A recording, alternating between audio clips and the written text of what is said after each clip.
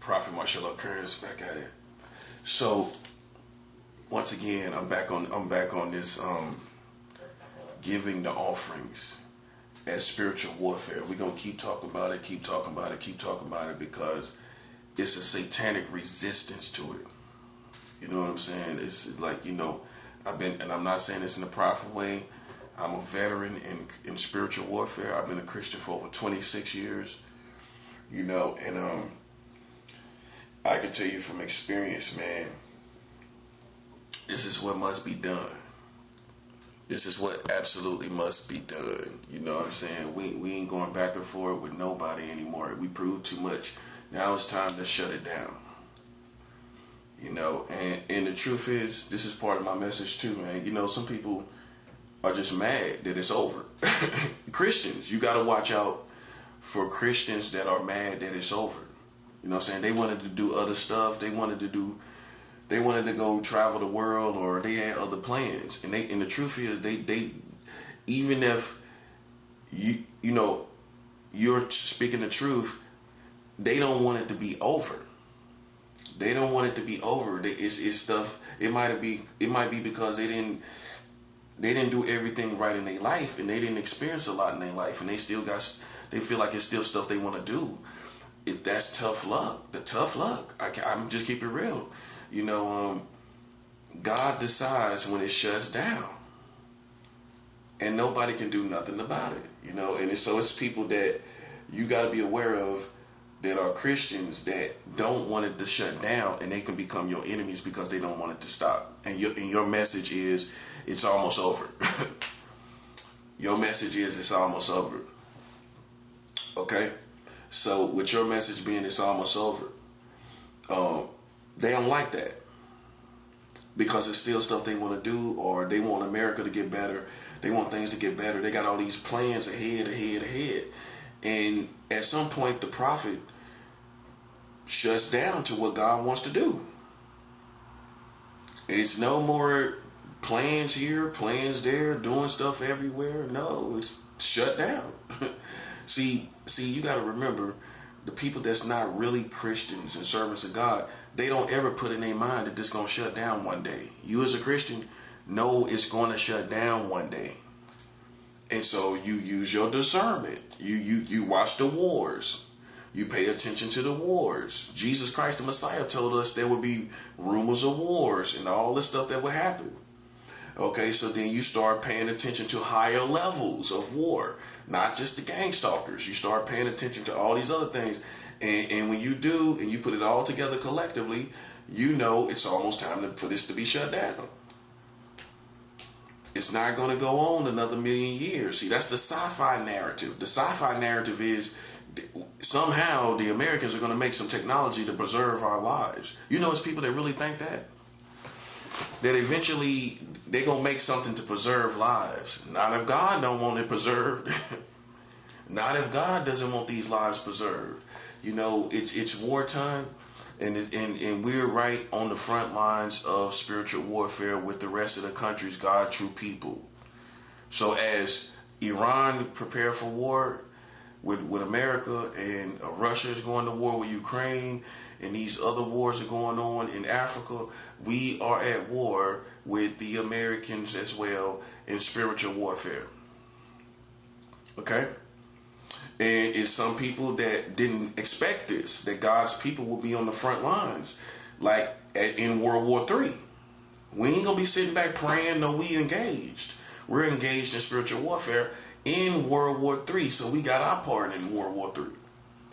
Get it? We got our part in World War III. That's what it's at. That's where we at. You know what I'm saying? So that's how you need to look at it. God's people have their position in World War III. And people didn't expect this. They expect Christians to be docile and sitting back, singing Kumbaya. You know what I'm saying? And that's not what it is. It ain't never been that for me. So just because that's your American influence Christianity, because that really comes from American Christianity, man. You know what I'm saying? That don't, ain't nobody singing that all around the world. So if that's your idea of Christianity, it's because you got it from Americans. I'll just keep it real. That's not who I am. You know what I'm saying? I'm going to war, spiritual war. And I'm getting results. Everybody know I'm in spiritual war, getting results. And so what we're gonna do is we're gonna continue to give the offering in spiritual war. We're not ignorant of that. That there's a now we've learned from the teachings that I've been telling you that there is a particular offering that God's people gave during times of war against in physical war. They was already in physical war, right? They gave an offering during times in spiritual war against physical enemies to defeat their enemies physically by spiritual means, which is the offering. The offering is spiritual means, but we're fighting. It's for physical enemies to be defeated. So something happens to them. God does it. But our position is to give a spiritual offering to God's work. Okay? We don't go out here and do anything physically. I mean, that goes without saying. You could put a fine-tooth comb through all my messages. I'm not talking about doing anything physically. So, if you're docile or passive, or maybe your femininity has overcame you and you just want to be a feminine creature, this is not the time for feminine creatures. I mean, feminine nature to be this feminine person, and you just want to be sweet and feminine, and you don't want to fight war. I mean, tough again. This is wartime. You got to be a spiritual soldier. You know what I'm saying? We're spiritual soldiers, and we all would like to look smooth and cool and collected, but it's not that time. It's time for war to be understood. When soldiers go to war, they sound off. You being laid back and cool and collected, that's outside of war. We in war now. We sounding off every morning. We sounding off, and if you misinterpret it, hey, tough luck again, because I know I'm on the right track. Ain't no way in the world you can tell me I'm not. I know I'm on the right track. I don't know. Listen, God wouldn't allow me to go in no wrong direction like this if it was the wrong direction. Your problem is sometimes people stereotype you just because you're black. You start talking like this, they can't see it the right way. It's true. So we don't pay them no attention, man. You know what I'm saying? It's time to go. I know that this is the message that people need to hear. This is what needs to be put in the air. All that sitting around, congregating, talking about the same thing over again, like people sitting on the porch talking about the same thing. That time is gone, man. It's time to take action. It's time to take action. You know what I'm saying? And this ain't the stuff you used to in Sunday school. We're gonna take action. And then you do nothing. We're doing something. We're fasting. We're fasting exceedingly beyond what we used to fast. We fasting for 7 days at a time, 10 days, 2 weeks, 3 weeks. We fasting like that. We're giving offerings that equate to millions of dollars. We're not playing any games. I just sent money to Lebanon. I'm over there in the Middle East now. I'm sending money in the Middle East right now. It already hit this morning. You know what I'm saying? I'm sending money over there in the Middle East. I'm not playing any games. See, and Sun Tzu taught this. When your enemy think you're close, be far away. See, people think I'm here in this room. I'm like, man, I'm over in the Middle East, South America. I'm sending money to Taiwan. I just sent money to Taiwan. I'm sending money to where else? Vietnam. I done sent money to Vietnam. See, some people are just jealous, bro. Like, Christians are jealous of each other, man. Like, they really know the real interpretation, man. They can't. They not the ones doing it. That's what I'm saying. That's just what it is. They know you ain't carnal. They know all that's coming from a certain place, but they couldn't play that position just like you, and that's their hang up. You know what I'm saying? They can't play that position just like you and make it look like you make it look. They can't make it look this cool to be a spiritual warrior. You know what I'm saying? So, and it's that too. You know, and that's why they gonna try to criticize you. But the real hang up is they can't look as cool as you do. And we ain't trying. I'm really not setting out to do it like that or make it look like that. I promise you, I'm not. But you know, when you got the funk, man, what can you say? You know what I'm saying? Like I'm just gonna make everything look cool. You know, and sometimes that's what gets under people's skin is that they know you're on the right direction. But it looks so cool, they can't stand it. It just, you know what I'm saying? It's that too, man. So but that's what comes with the flair of, a black man. My flair is gonna be on point. My flair is gonna be on point. So ain't no way in the world you're gonna see a black man look like no sucker out here and look like no lame out here. It's just not gonna happen. You know what I'm saying? And that gets under people's skin too. Because they don't know they don't know if it's carnal or not. Because you got that sauce, you got that drip. They can't move like you do. You know what I'm saying? And it's that too. It's that too. So nevertheless, man, I promise you, I ain't losing no sleep about it. I just got up, and I ain't losing no sleep about it, bro. You know what I'm saying?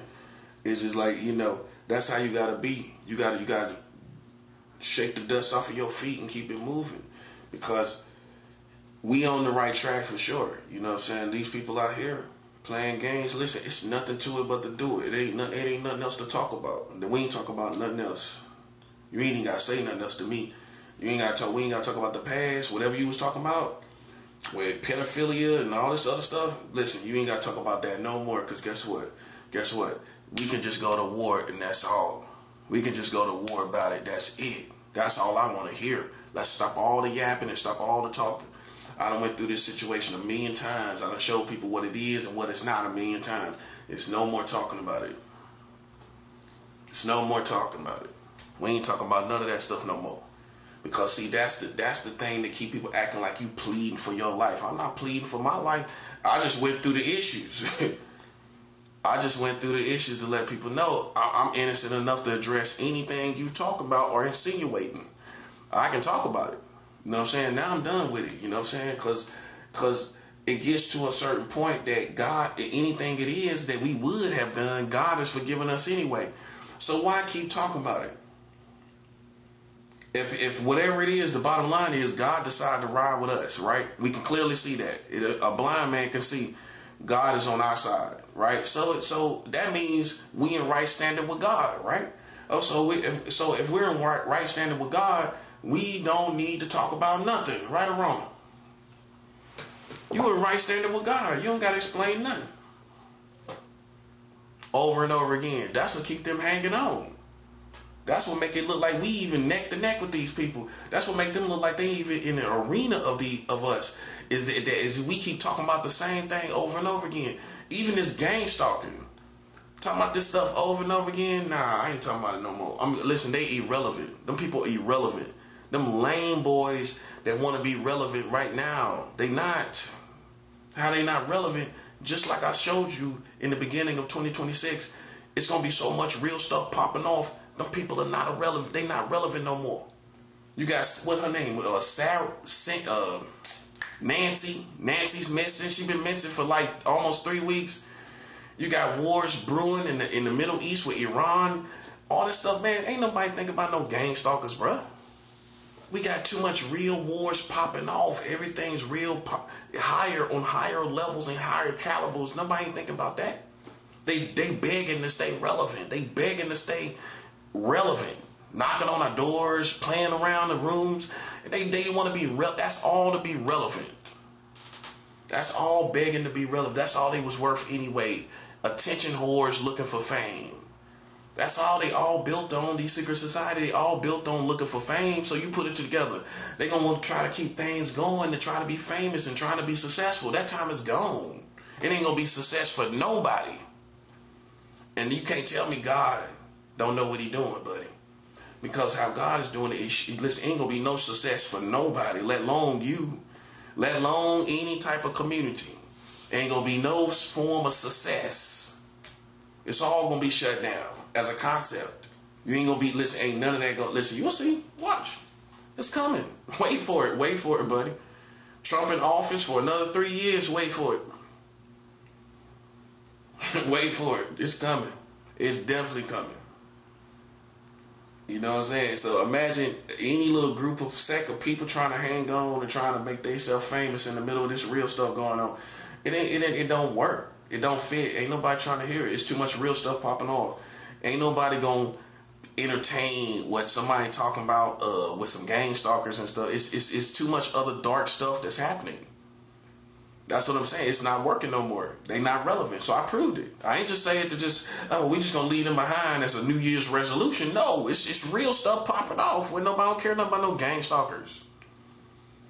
All this real stuff going on. Nancy Law missing. You think somebody sitting up entertaining some gang stalkers? Try to come to America now talking about some little dumb stuff you was talking about. Right now, 2026, it's not working. It's not, nobody ain't gonna entertain you. All you're gonna do is get people angry. They gonna tell you out their own mouth. It's too much other real stuff popping off. We don't care about that stuff, man. We don't care about it. And that's what I'm saying. So they not relevant no more. Their time is expired. You know what I'm saying? Their time is expired, bro. You know what I'm saying? So we don't feed the fire. We ain't gonna sit up. See, when you make a channel talking about the gang stalker, they love that. They love that. All you doing is giving them a platform to get attention. You know what I'm saying? I breeze through it and show you what we gonna do as a result, which they hate that. They don't want to sit back and listen to what we gonna do, what we decide to do about this. They want you to talk about and be confused and talk about what they doing and all of that. You know what I'm saying? And singing songs about them. That's what I call it, singing songs about them. And you don't think you're doing that. But if you talk to the right Christians, man, they going to say you continuing the problem. You continue to talk about it and what they doing and who they are and how they coming on your page. Of course they going to do that. Of course they going to, that's common sense. Of course they going to do that. So then you act like an amateur talking about the same thing and you already know you should be more above that. Talking above it. You know what I'm saying? Like, they not relevant with me. That's how I shut it down. That's how God shut it down. A prophetic shutting down. They're just not relevant anymore. That stuff ain't relevant. It's trying to hang on with psychological stuff. We don't even acknowledge no psychological stuff because we know that's what they doing. That's their little niche. So what we gonna do? We gonna cancel out any type of psychological attacks as far as us being caring about what they doing against our mind. We don't care what cross our mind. We don't care about that no more. It's not losing your mind. God already knows where your mind is at. He know you ain't thinking about nothing crazy that they insinuating. That's psychological manipulation. It don't work on God's people. That's how smart I am. You ain't gonna never catch me slipping on thinking some stuff like that. And I'm a veteran in this situation. You ain't gonna never catch me slipping on that. No. It's not gonna happen. It's not gonna happen today. It's not gonna happen tomorrow. It's not gonna happen any day. So you just screaming for attention, and it's not gonna happen, bro. I'm not your plaything. I proved that. It's one thing to say it, but I proved it. You know what I'm saying? Your country's in shambles right now. They don't know it's worse than they trying to make. They gonna put up a how you put this? They're gonna put up a media front like they doing good as Americans. They got to do that because America is so entertainment oriented that they gotta put up a front as far as the media. They have to. So you gotta dig with other news outlets and to really get the real news because they're gonna cover their bases as far as entertain the media to make themselves look strong, to make themselves look like they doing good. You can't pay attention to it. They're gonna hide information. You gotta go back and you gotta go look to other news outlets. That's what I learned. You ain't gonna get the real news unless it's real bad where they can't really hide it. If it's real bad where they can't hide it, then they gonna go and they ain't got no choice. But the other stuff, the in between stuff, like the war in Iran and all these other things, these other little things that's going on, the real demeanor of the people, the real morale of the people is down. You know what I'm saying? So it's some people that, even YouTubers, where you can find day-to-day people that's doing real bad. in America, living in their cars, getting fired, what I'm saying? That's the real America that they're not reporting, So I'm grateful for YouTube outlets like that. See, I be focused on the real. I ain't thinking about no gang stalking. I'm looking at what we doing, what is happening to these people. These same people that sit back and watched us getting gang stalked, now you can sit back and see what's happening to them. So, like for me as a prophet, my mind is way up with where I'm watching what's happening to these people. I'm no longer thinking about, I don't get up on my bed thinking about the next move of some random gang stalk. They're random. I don't even take it personal anymore.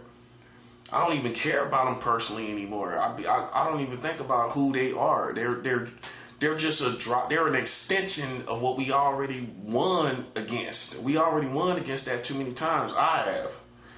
You know what I'm saying? For me to take it seriously and to put that to the forefront of my day, it don't make sense.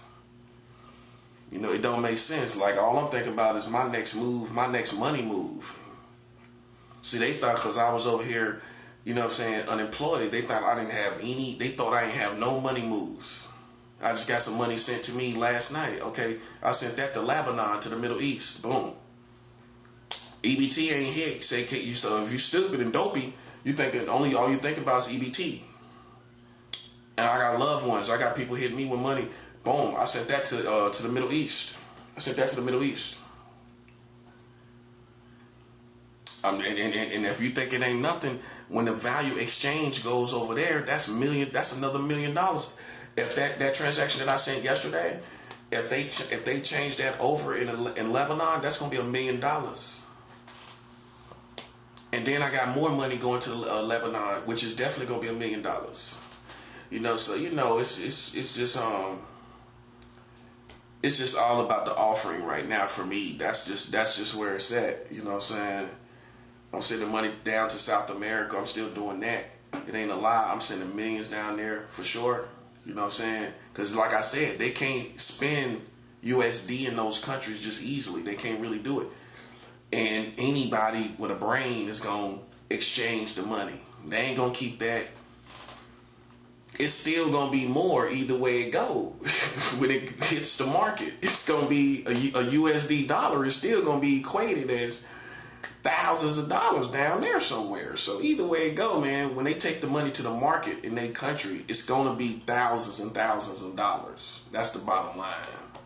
Either way it go. And ain't nobody down here on earth going to get money from America, USD currency, and then over there you ain't going to capitalize on it. You ain't going to stretch it to get the value exchange on it in another country. It's just a no-brainer. Especially when you're dealing with USD. Any other country, you might not think about it, but over here, you're going to think, I'm definitely exchanging this. So if they do it right, the money I just sent today, and I'm pretty sure they will, that's going to be $1 million over there. $1 million and $1.5 million, almost $2. $1,700,000 something. Yeah.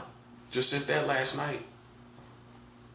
Listen, man, it's just now starting. It's just starting, bro. It's just starting. And then my money hitting down there in New Orleans. I'm down in New Orleans sending money down there in the Tremaine community. See, I'm talking through these politics, showing you what I'm doing. You know what I'm saying? I talk it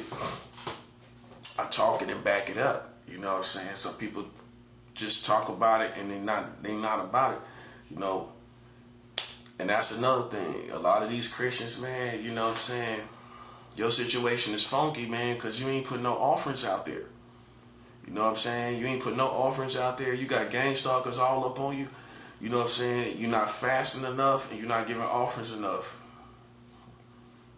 And it's just, we have to fight harder. You know what I'm saying? You claim the name of Christ. You thought it was going to be easy. It's not going to be easy, and it's not going to be easy just as far as endurance. It's not going to be easy concerning what you have to do. You're going to have to fast. It ain't going to be easy. You ain't going to just do 2 days a month. You know what I'm saying? 2 days every other week. No, you're going to have to, see, nobody wants to hear that. You want it easy as possible. I mean, you might not say that, but that's what your life reflects. That you just think you're going to fast a couple days every other week, and you gonna be refreshed, and all this powerful stuff is gonna. Nope. See, the mystery that a master in God's kingdom has to understand is this is not gonna come easy. Of you being a real powerful person, spiritual person with spiritual power, it's not gonna come easy, bro. And that's what some preachers do not preach. It's not coming easy. It's not coming easy. And people who think they got it don't got it. These little spiritual space cadets that read minds, they think they on high levels of anointing, but they can't move nothing.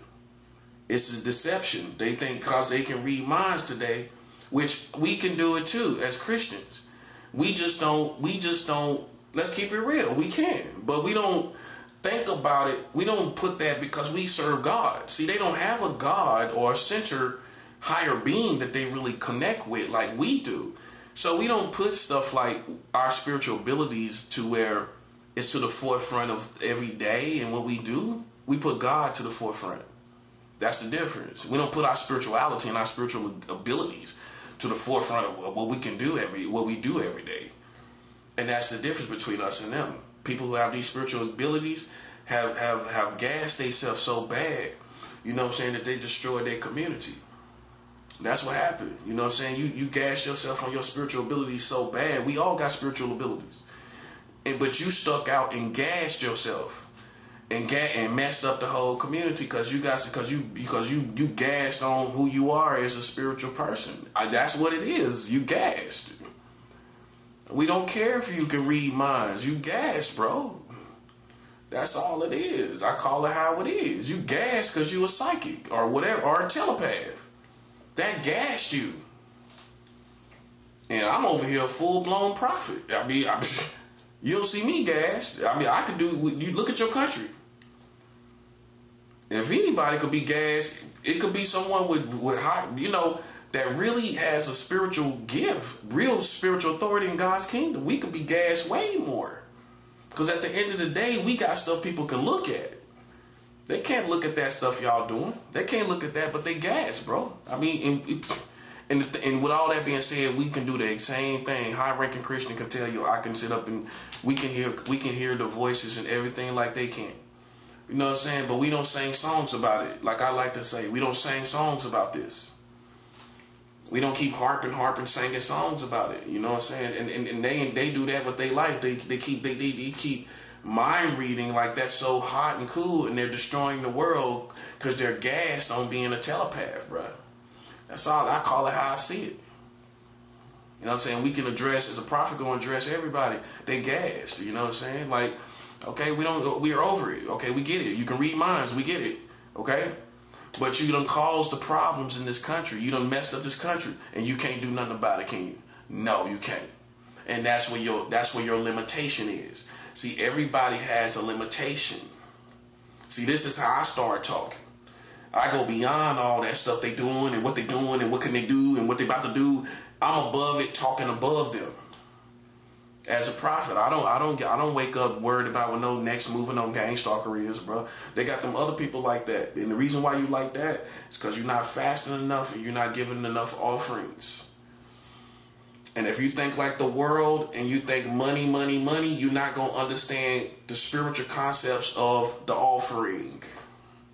You have a whole new mindset when you come towards money. And you begin to understand that money can be used as a spiritual weapon. Yes, we can use it as a spiritual weapon. But you can't think like the world, greedy over money and thinking somebody trying to con you out of money. There are some Christians out there, there are some con men out there that's after people's money. But the bottom line is, the tithe is biblical. The offering is biblical, right? Okay, you ain't gonna go in no church and say the offering is not biblical. You ain't gonna go in no church and say we shouldn't help this church, and they're outreaching to the community. And if you're highly spiritual, you're gonna know that spiritual reciprocity is gonna come from helping people do God's work. You know what I'm saying? It's spiritual things are gonna happen, bro. You know, that's spiritual reciprocity. If you help God, if you do God's work, how something good ain't gonna happen? That's common sense. That's spiritual common sense. I'm gonna do a video on that too. Spiritual common sense. People don't have spiritual common sense. You play out here in the field, you use witchcraft, you do psychological games. Okay, spiritual common sense gonna tell you it's coming back to you. If you're so spiritual, you would know that. Ain't no way in the world you're gonna do stuff and it ain't gonna come back. You can try. You can try to protect yourself against it coming back. That's cartoon stuff. That's superhero. That's cartoon. Mixed fruit. Del Monte mixed fruit. Fruit cups. That's fruit cup stuff. You got Del Monte fruit cup stuff going on. They got them Del Monte fruit cups going on. In other words, kid food. Kitty stuff. Del Monte fruit cups. That's all I'm saying. That's that Del Monte fruit cup stuff, man. You think it ain't coming back? If you think it ain't coming back, them Del Monte fruit cups. That's all it is. It's coming back, buddy. That's why I told you. Do I have to fast per se? I do, but as far as what they really gonna get, it's a foundation. That's gonna happen regardless. Cause you reap what you sow, bro. I'm just being proactive about it. I'm just a little more proactive about it. You know what I'm saying? Like, but they gonna get what they deserve regardless because of the spiritual principle of reaping what you sow. That's spiritual common sense. So people just sitting back waiting. Me, I'm a little more proactive, I guess you could say. Oh, you can be proactive. You can be proactive. You can speed this. You can get this going. You can get this ball rolling and get these people up out of here. You know what I'm saying? Because you know, once people have done so much, man, it's nothing else to talk about. That's what that's the season I'm in. It's not a lot to talk about no more. You know what I'm saying? As far as this gang stalking and stuff go, all I'm talking about now is what we do as a result. As far as talking about them and singing songs about them, it's not gonna happen for me, bro. I'm too advanced. I'm too advanced for this. Like I said, if you don't know my story, I've been gang stalked from coast to coast. In cities you ain't never been in. You ain't never been to the city and you ain't never been gang stalked in the city. LA, you know, San Francisco. I dealt with gang stalkers over there. Whole different devils, tougher devils than what you probably dealing with. You know, and so I just, if you don't say this, man, people will think they OGs at this, man, and especially if they got a little YouTube page, you know, they'll think they OGs at it. You know what I'm saying? They wind up playing themselves, man, putting their mouth on the wrong Christian. You know what I'm saying? Like I just come in when I see somebody struggling. You know what I'm saying? Or I see somebody feel like they going through the certain things, and I give them the information that I'm giving. That's what a prophet's supposed to do. I'm supposed to just give you the information, okay? But if you act like you're an OG over me, and you act like you experienced something that I haven't experienced, and I've experienced this from coast to coast, and I'm pretty sure the average person has not. You know, you've been in the same couple cities. You know, most people don't move around like I do, and I started moving around like that because I'm a musician. So that's how I got a battery in my back and started traveling to all these places, and I just never stopped. And then I just got used to it, so I became a nationwide soldier. You know what I'm saying? Just from my travels in the beginning when I was a musician. So then, you know, I never stopped. I just learned to survive from coast to coast. So you know, but I also went through wars from coast to coast through my navigation. You know, and ain't no way in the world somebody that's kind of local gonna tell me what you know, like they're OG over me, what to do in these situations. Now, if you was right, I would listen to you, but you're not. You know, you gotta fight with fasting in offerings. That's what you gotta do. If you think it's some cheat code like a video game and you could just ABC, up, down, left, okay. You're going to be the person over there depressed, breaking down, crying. I try to help people though. You know what I'm saying? Like, but I ain't going to lose no sleep if you don't want no help. I mean, I'm not a cold-hearted person, but hey, listen, I know what I'm talking about here. You know what I'm saying? And some people sit back like they the oracle of gang stalking. You know what I'm saying? It's all they wind up getting off in these fantasy worlds. Then you find somebody that's a little more high ranking, and you don't know what to do. That's what I go through all the time being a prophet, because you're not gonna find a prophet every day. You can find 1,000,000 Christians. You're not gonna find 1,000,000 prophets. That I know. You see, people don't know the difference, and and when they mess with me, they don't know what they playing with, bro. I'm telling you, you don't know. You learning. You're starting to learn. But see, look how long it took for people to realize, because they thought you was a religious person. They think I'm a religious person. I'm not a religious person. I'm a prophet of God, right? I'm not a self-proclaimed prophet. I can show you prophecies where I was already prepared for COVID-19. COVID-19. I can show you a prophecy right before it happened. And so then, what you think it was? What you think the prophecy was pertaining to?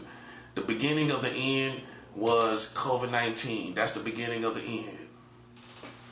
And people didn't look at it like that. But now, what you think? Look at now and look at then, and look at all the time between then and now. That's all. This is the beginning of the end. Trump in office tearing up stuff. You know, Trump in office tearing up stuff. It's the end, right? ICE and everything. All this stuff is in place and everything. You know. Then when they find out Nancy's killer was a Hispanic, which that's what it's gonna be. It's too many things are looking in that direction, and that's going to cause white America to hate them on a whole nother level. It's all they trying to. I think some people trying to stop from saying it.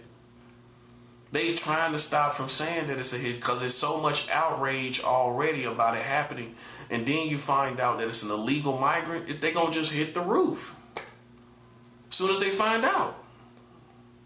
See, I just be talking about real stuff, bro. That's what I'm saying. Like, this stuff about to hit the roof, let alone some gang stalker. A gang stalker gonna get swallowed up in this real stuff, man.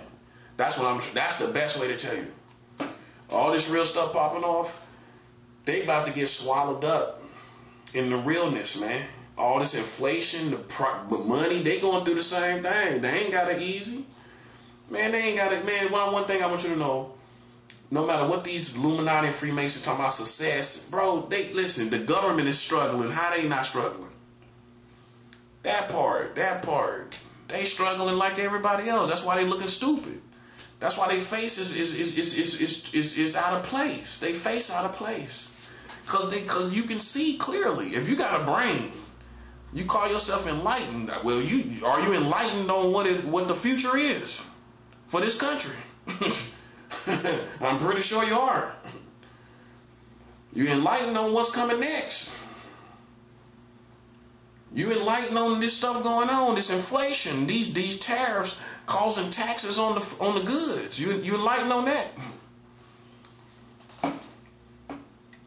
It's here. It's here, buddy. You ain't seen the last of the tariffs. Oh, Trump gonna get back to that. He gonna get back to that. He gonna get back to that, buddy. You ain't seen the last of these tariffs. That's the first round. Now watch what other stuff happen. What Trump gonna threaten with? Tariffs. That's his style. He gonna come back around with them tariffs when stuff go wrong, as it will, as it always does, between the international community. It's gonna go wrong. It's gonna go wrong again. He gonna have more run-ins with Russia. He gonna have more run-ins with the normals, with the usuals, the usual suspects. He gonna have more run-ins with Russia and China and North Korea. Them three right there that he not moving. North Korea, he can't play with North Korea like the Iran. You know what I'm saying? No, he can't play with North Korea. That's a whole different ball game, buddy. See, they try to play it like Iran is the top ball game. Nah, North Korea is the top ball game, buddy. Listen, North Korea ain't playing no games, bro. And we know that, buddy. We know that for sure. We know that for sure. Even Russia kind of negotiates a little bit with the Americans. North Korea sitting back. North Korea sitting back on them. Like we supposed to be. We sit. That's why I got more than one alliance. I don't got more. I don't just got one. I Russia, China, Iran, North Korea, and Lebanon. That's my 5 alliances for World War III. It's not a game, buddy. Ain't no Mickey Mouse over here. It's not a game. It's not a game. It's not a game, bro. I got my 4 or 5 alliances from World War III, and I chose wisely. Lebanon, North Korea. They can't touch North Korea, bro. They can't touch North Korea. See, Russia, no disrespect, but Russia, you know what I'm saying, if you pay attention, they're more willing to negotiate with the Americans. It's kind of like a love-hate relationship they got going on the low. You know what I'm saying? It's kind of like this love-hate thing, this rivalry, this healthy rivalry that the Russians and the Americans always have kept between them. North Korea ain't been going back and forth with this healthy rivalry. You know what I'm saying? There ain't no healthy rivalry between North Korea and no Americans. You see what I'm saying? So they get stuck over in their ways and how they feel like an old man. They stuck in their ways. You know what I'm saying? About how they feel on everything. And, they ain't really got no real, no real strong emotional connections with the Americans. That's why I chose them. That's why I chose them. Iran is the same way too. But see, people so desperate to take advantage of the situation when they smell blood with the Iranians. That's all it is. They smell blood because of all the killing and everything, the protests and everything. They trying to keep that alive. So that's why they're attacking Iran while they can. You know what I'm saying? That's why they're doing it. But it ain't going to matter because you still going to have problems from terrorists. You forgot about that. They ready to do. The only reason terrorists have not done anything yet to the Americans is because it's suicide if America got Trump in office and he just gonna just bomb people and do things and all this stuff. You might as well wait them out. So you ain't really gonna see all that's gonna happen until Trump get out of office. Once Trump get out of office, it's back to usual, man. It's back to usual. This is why they might try to get Trump a 3rd term because it's gonna be back to usual. Once he get out of office, terrorism is back in full play against these people because of all they did in the Middle East. They ain't gonna forgive that. They ain't gonna forgive what they doing to Iran and all of that. They ain't gonna forgive it. They ain't forgiving none of that. You don't think nothing gonna come out of that? Of course it is, man. Of course. But right now it's just suicide to put your men out there and Trump is going around bombing everybody. Why you gonna put your men out there now? So you understand why nothing is happening. Okay. It wouldn't make sense for it to. Who would do that? You already see them over there in Iran or all around Iran. So why would terrorists come out of nowhere doing stuff and everything and they're not going to be effective? And you can already say they've probably been on high alert since Gaza. America probably been on high alert, low key, since Gaza. I mean, because of their dealings with Gaza and all that stuff out there, arming Israel, with weapons. They've been probably on high alert since then. And I'm pretty sure terrorists know that. I'm pretty sure they're aware of it. To a certain degree, how they ain't gonna be on high alert and they doing all that stuff out there in the Middle East. Come on. They already been on high alert. So it don't make no sense to attack right now. That's what you gotta understand. And so a goofy American to think they're Trump doing good and ain't nobody doing nothing. You know what I'm saying? Because why would they? Why would they do something right now? So you still, as Americans, got terrorism to look forward to. Oh, come on. All that stuff all them kids got killed in Gaza. You don't think they want revenge for that? Oh, because they got some little paradise thing going over there in Gaza. Whatever they was talking about. Little paradise oasis, whatever they was talking about. You think a terrorist trying to hear that? In fact, a terrorist do not like the idea of America being in Gaza or taking over Gaza. That too. That's not good. They ain't feeling that. The only reason ain't nobody has responded is because Trump is all around the world bombing everybody. That's the only reason. When he get out of office, and possibly it's another goofy Republican or a goofy Democrat, it's over. It's over. It's over, bro. Ain't nobody gonna move like Trump moving. Ain't nobody gonna do that. All this stuff. That's why the Americans love him. Ain't nobody gonna move like that and do all this stuff. Nope. Ain't nobody gonna do it like that. You get any of them Democrats, they definitely ain't gonna do it. Ain't nobody feeling how Democrats move anymore. Nah, no. Mm-mm. It's more stuff going on than race issues. The only reason people that was black chose the Democrats was because of race issues. That was it. It wasn't because they was good in politics. Let's keep it 100. It wasn't because they was good in politics or their policies or nothing. The only reason we chose them is because of they out of tradition that they look out for black people. That's the only reason. And they stopped doing that. They've been look at the last administration. Joe Biden and all of them in New York handing out money to illegal migrants, and then New York mothers can't get no money for their children. But illegal migrants can come here and get thousands of dollars on a card. But a New York mother can't go down to the system and get nothing like that. That's why they changed. That's why they turned their back on the Democrats. That's why they did it. Democrats were responsible for that. In New York, the Republicans wouldn't have handed out no money to no illegal migrants. They was too lazy to put in the groundwork and to put in ground soldiers in New York when they was coming here and put in people in place to hand out diapers, food, and clothes, and without putting money on the card, give them what they need. This New York got warehouses full of all the stuff they needed. They just didn't want to put ground soldiers down on ground level with the migrants. They just wanted to hand out money and be done with it and wash their hands from it. Instead of handing out money, they got warehouses full of goods that these people need for their children and for themselves. That's all, and for food, everything. They could have handed it out manually in New York City. They didn't want to do that. They rather just hand out money and be done with it.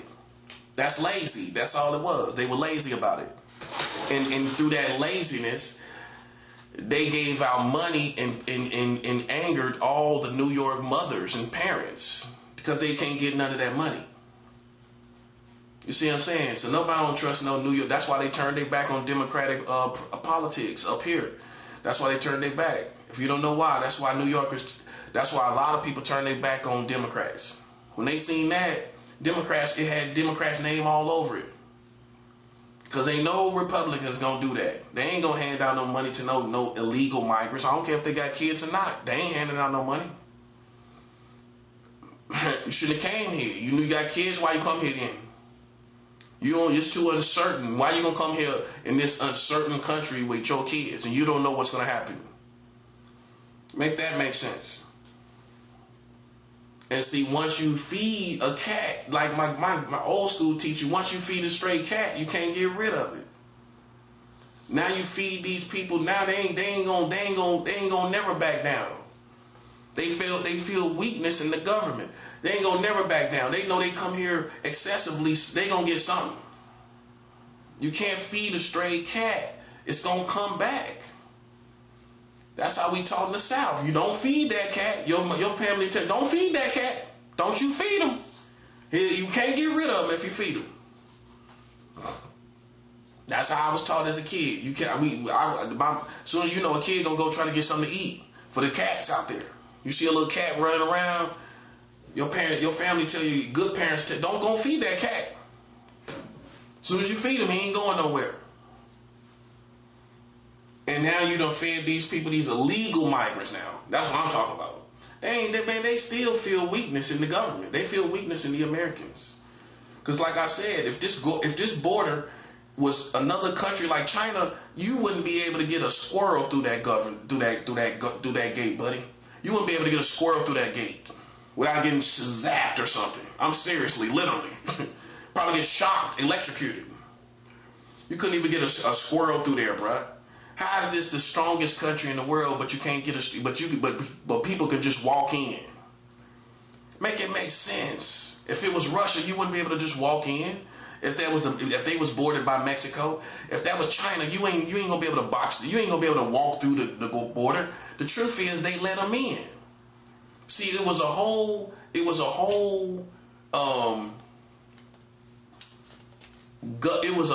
perspective, a worldview of letting the illegal migrants in. George Bush is the one that started it. The last Bush in the office, George Bush was the one that let it happen. He said, let the illegal migrant, let the Mexicans come in, let the people come in and do what Americans don't want to do. This is what he proclaimed in front of the world stage. That started all the migrants coming in, and if you don't think that affected the National Guard and the gates of America for letting the Mexicans in, then you're a fool. You can't see straight. George Bush said, let them come in. You don't think there's going to be corresponding action by way of government, when he said, let them come in? Okay, so then when you talk about illegal migrants, George Bush, the last George Bush, Jr. or the third or whatever, that last one that was in the office during 9/11, he's the reason why y'all allow these people to come in the present day time. That's one president that did it. Nobody talks about this. George Bush is the one that let him in. I remember when he said it. I seen him when he said it. And nobody talks about this. This is what happened. It wasn't because of the Democrats. It was because of the Republicans. George Bush is the one that said, let them come here. Then how do you think that's going to be interpreted by some Mexicans over there in the country?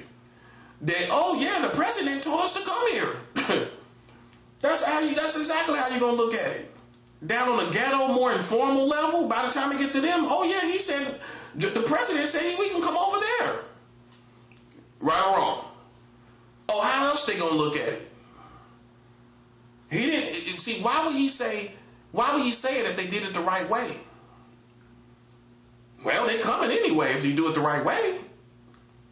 So why would he give permission if they're doing it the right way?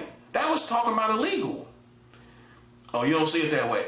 Well, then what sense would it make for him to say, let's interpret it like they did it the right way. They got their papers or whatever to get over here. They got legal citizenship.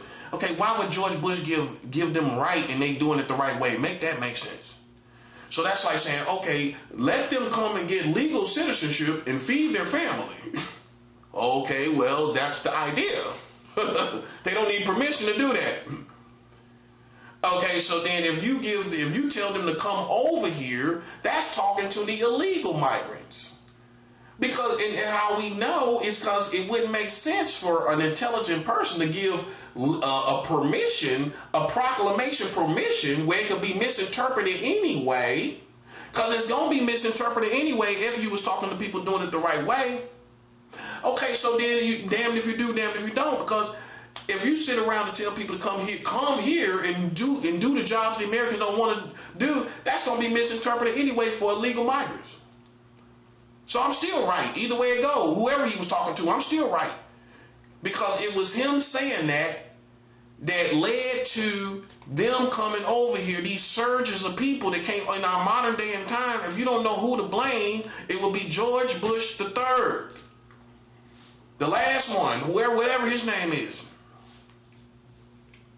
The young Bush, that last one, he was the one that said, let them come over here. And how we know he was talking about illegal migrants, this is how we know. This is the nail in the coffin, this is how we know. This is the punchline. Okay, why was the border so soft then? Because that's who he was talking to, is the legal migrants. Now it'd be one thing if he beefed up the border, but then said let them come over here. Well, obviously you're not talking about the legal migrants. If you was talking about the legal migrants, you would have softened the border, and that's what you did. That's what he did. So if I had to blame one person, it would be George Bush III, whoever, you know, the last one. That's the one that said it. He said it. He the only one that said it like that. And then him being a Republican, you don't think all these conservatives follow behind his lead and doing that? Of course, that's all it took was a Republican to say it. A Democrat say it wouldn't have got nothing done. It wouldn't have got nothing done. A Republican says something, it gets done totally. And we know this. Once a Republican said it, it was a whole walk of life with the weak border. And then they blamed the Democrats. It wasn't the Democrats' fault. It was George Bush. He the one said that. You can't say nothing like that out your mouth. And then they go down to a ghetto informal level in Mexico, and where they think, oh yeah, George Bush said come over there and do the work. We can come over there and work. What you think they're gonna think? Because just like I said, anybody with a brain, you got smart people everywhere. This is what Americans don't realize. Just because a person is not fluent in your community don't mean they stupid. They just don't understand your way of life or your walk of life, but they smart in their country. Okay, so if they sit over there and they're going to say, well, he got to be talking to illegal migrants because if we get our papers, why would he give us permission when we don't need permission? So who would this be pertaining to? People that don't have permission. Why would he give you permission to do something you're going to do anyway? Meaning, if you are going to get legal citizenship in America, why would he need to stand up there and tell you, come over here and do the jobs that the Americans don't want to do? And then here's the punchline. How you know he was talking to illegal migrants is when you get your papers, you're gonna have school lined up and everything else. You ain't going to do no jobs that the Americans don't want to do. He said, come over here and do the jobs that Americans don't want to do. Are you going to do that when you get your papers? When you get legal citizenship? No, you're going to have your ducks in a row. You're going to go get a vocation. You're going to get a trade. You're going to get education. If you can. You ain't going to come over here and do the jobs that America don't want to do. And you got legal papers and legal citizenship? No. But if you're illegal, you're going to do whatever you can. You're going to be desperate. You see what I'm talking about? You're going to be desperate. You're going to do whatever you can. So then that's how the slavery, low key, that was slavery. Okay, because we can keep big mass production going, and where we don't have to pay people and they're illegal. So all that was modern day slavery, literally. Because when you understand mass production and mass workers and all of that, and you know what I'm talking about, you can put out a new slave grid where these people work for peanuts because they just glad to be in America. See, that's what the whole thing was. We can keep all these mass production companies going with let these illegal migrants come in and do jobs that the Americans ain't gonna do. They ain't gonna work no $5 an hour. You know what I'm saying? When you got families, you got all this stuff going on. But these people over here, they gonna do what they can. They gonna get together. They gonna do whatever. It don't matter. They just desperate. We gonna play on their desperation. When you play with a man desperation in another country, he gonna be willing to do anything. He just glad to be here. That's all it was. So that created the whole culture that we have now that's now out of control. And the only reason they talk about it now because you got the new generations. That's what messed up everything. The whole game got messed up. Because before the new generations, you had good Mexicans that came over here and they worked, they got it in, everything like that. Now it's people that want to come over here and thug out, you know what I'm saying? They want to smoke weed and lay up like our children do. They want to sit up and smoke weed, drink liquor, and go and get their thug on like we do. And see, now that's a whole new generation. That's why they shut it down. Now they bamboozling people, razzle-dazzling people like they don't know how it happened. Well, I don't know how it happened. Man, you had a whole game going on. Letting these people come in and do work that we wouldn't do, slave-like work, slave conditions, playing on their desperation. That's all you was doing. That was the whole hustle. That was the main part of the hustle. Because how we know? Because that's what he was talking about when he talked about it. Let them come over here and do jobs that the Americans don't want to do. That was the whole hustle. But when dudes stopped coming over here, when the new generation stopped coming over here, that was it. That was it. When they stopped coming over here trying to and doing them jobs like that, them young dudes ain't gonna do that. Them gangbangers and them thugs ain't gonna do that. They gonna be like, nah, I just rather come over here and, you know what I'm saying, go give me some weed, you know, I wanna see the city, you know what I'm saying, give me a female, you know what I'm saying, get around my own people, give me a little female, everything like that. They think like we do. They think like black folks. I'm gonna go get me a female, I'm gonna show her this fresh Mexican flavor, you know what I'm saying? I'm gonna be fresh from Mexico, that's what she gonna want. I'm telling you, that's what it was. That's what it was, man. And so now the problem is the new thugs. I'm telling you, I'm not saying this in a funny way. That's what it is. These white folks see all them crimes they doing. Right here in New York, you can see it. All the crimes they doing. See, that's what threw the game off. Now it ain't worth it. It ain't worth them all coming here no more because they threw the game off because they don't want to come here and apply themselves. They want to smoke weed and get high and thug out. You know what I'm saying? Do crimes that we don't even do. And see, that threw the whole game off. That's why they shut it down. Now, but you shouldn't let them insult your intelligence like, oh, we don't know what happened. You come on, man. You had a whole game going on. You had a whole hustle, mass production, working people for peanuts. And keeping all these big mass production companies open and just working these people for nothing. That was the hustle game. A lot of people got paid off of it. But see, when they stopped applying themselves and the young generation came in, when the thug out, you know, get their thug on like everybody else, that was it. That's the end. The end. The truth is you just got a new generation of immigration. That's the problem they got. They ain't had no problem with it before. Well, if they did, then why the border in one of the greatest countries in the world was so soft like that where they could just come in? Because they didn't have a problem with it. That's common sense. One of the greatest countries in the world, why the border so soft? Duh. Put together with George Bush and what he said. That's why it happened. That's why he let the people in. That's why they was able to get in. Now they act like they don't know what's happening. You shouldn't even let them insult your intelligence like that. The Republicans was the reason why it happened. Okay? When the new generations came, they washed their hands of it and act like they didn't know. Then they low-key tried to blame the Democrats. Joe Biden just sitting there stupid. He should have spoke up. Hold up, the Republicans the one started all of this. Well, how it's been like this whole time then? Before I even got in office, that's what I was saying as Joe Biden. Did the border just get soft because I got in office? Well, it's been like that. In fact, you was talking about building the wall and all of that, but before that, why do you think it was like that? And then we go all the way back and we see George Bush is the one that said it out of his mouth. Nobody else even said it no clearer than he did. He was the one that said it so ever clear with no misinterpretation. You can't find nobody. You can't even find no Democrats and nobody else said it so clear like that. He was the one. And then they sit back and Joe Biden he just became a scapegoat for the whole situation because he sat back stupidly, you know what I'm saying? And then it looked like it's a Democrat problem. Because it was a Democrat problem while Joe Biden was in office. He made the problem. He didn't fix the problem. So then the Jedi mind trick is the Democrats are the one that did it. The Democrats the one did it.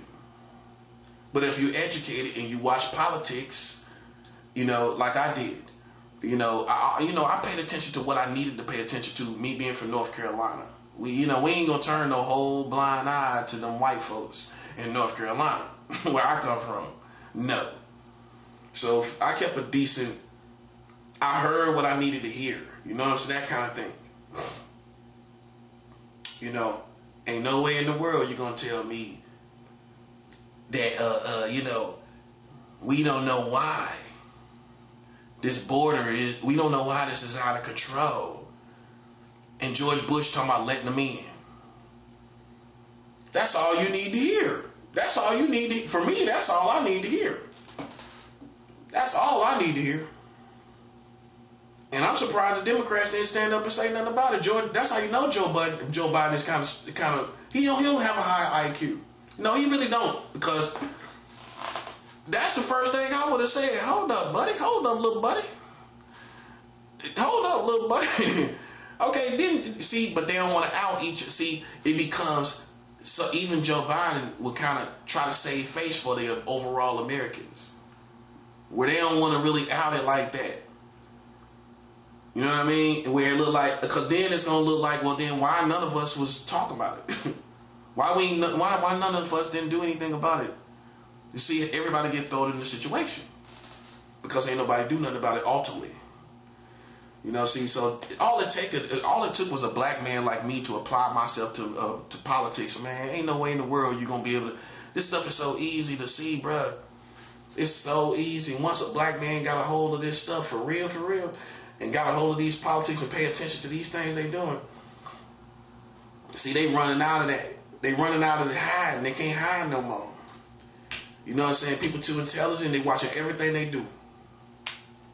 They watch everything they do, man. You know, so see, but the chess move is I'm gonna let people do what they do. I'm gonna take advantage of people's mistakes. See, that's why in the Art of War, Sun Tzu taught this: the greatest warrior makes no mistakes. They make less mistakes. That's all. I ain't gonna make mistakes like these suckers make it. All these psychological games they playing, I ain't gonna make the mistakes you make. I'm gonna let you do what you do. Guess what, buddy? Guess what I'm gonna do? I'm gonna just fast. I'm gonna give my offerings, and God is gonna support my cause. That's right. That's right. Every time you make mistakes, God's gonna support my cause. That's why I'm winning like this. I ain't making no major mistakes. No. Nope. You ain't gonna see it happen. I can show you all kind of mistakes they done made playing with me. You know it's the truth because I'm laughing. Oh yeah, I can show you all kind of mistakes you done made. It's over.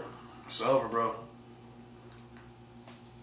You know what I'm saying? You can't let it, like these people right here in America, they gonna be so surprised that how you used to manipulate in the past, it's not working no more. Because God is on the job. So as soon as you try to manipulate and try to like sweep me under the rug and get rid of me and think you're going to just go about your business and do what y'all been doing as Americans, it ain't going to work, little buddy. One thing you forgot about, God is in the situation. And I know you know that. I know you're aware of that.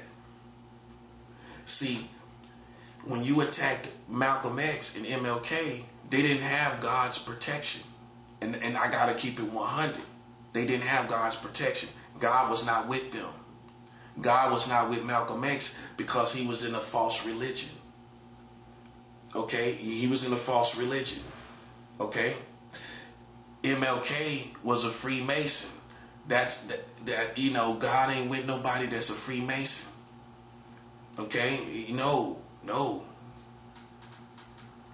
And so you've never really seen God with a prophet or a messenger in your time, because all of them get faded going with these false religions or going with these organizations. They don't stay clean and keep their hands clean from these organizations and these false religions.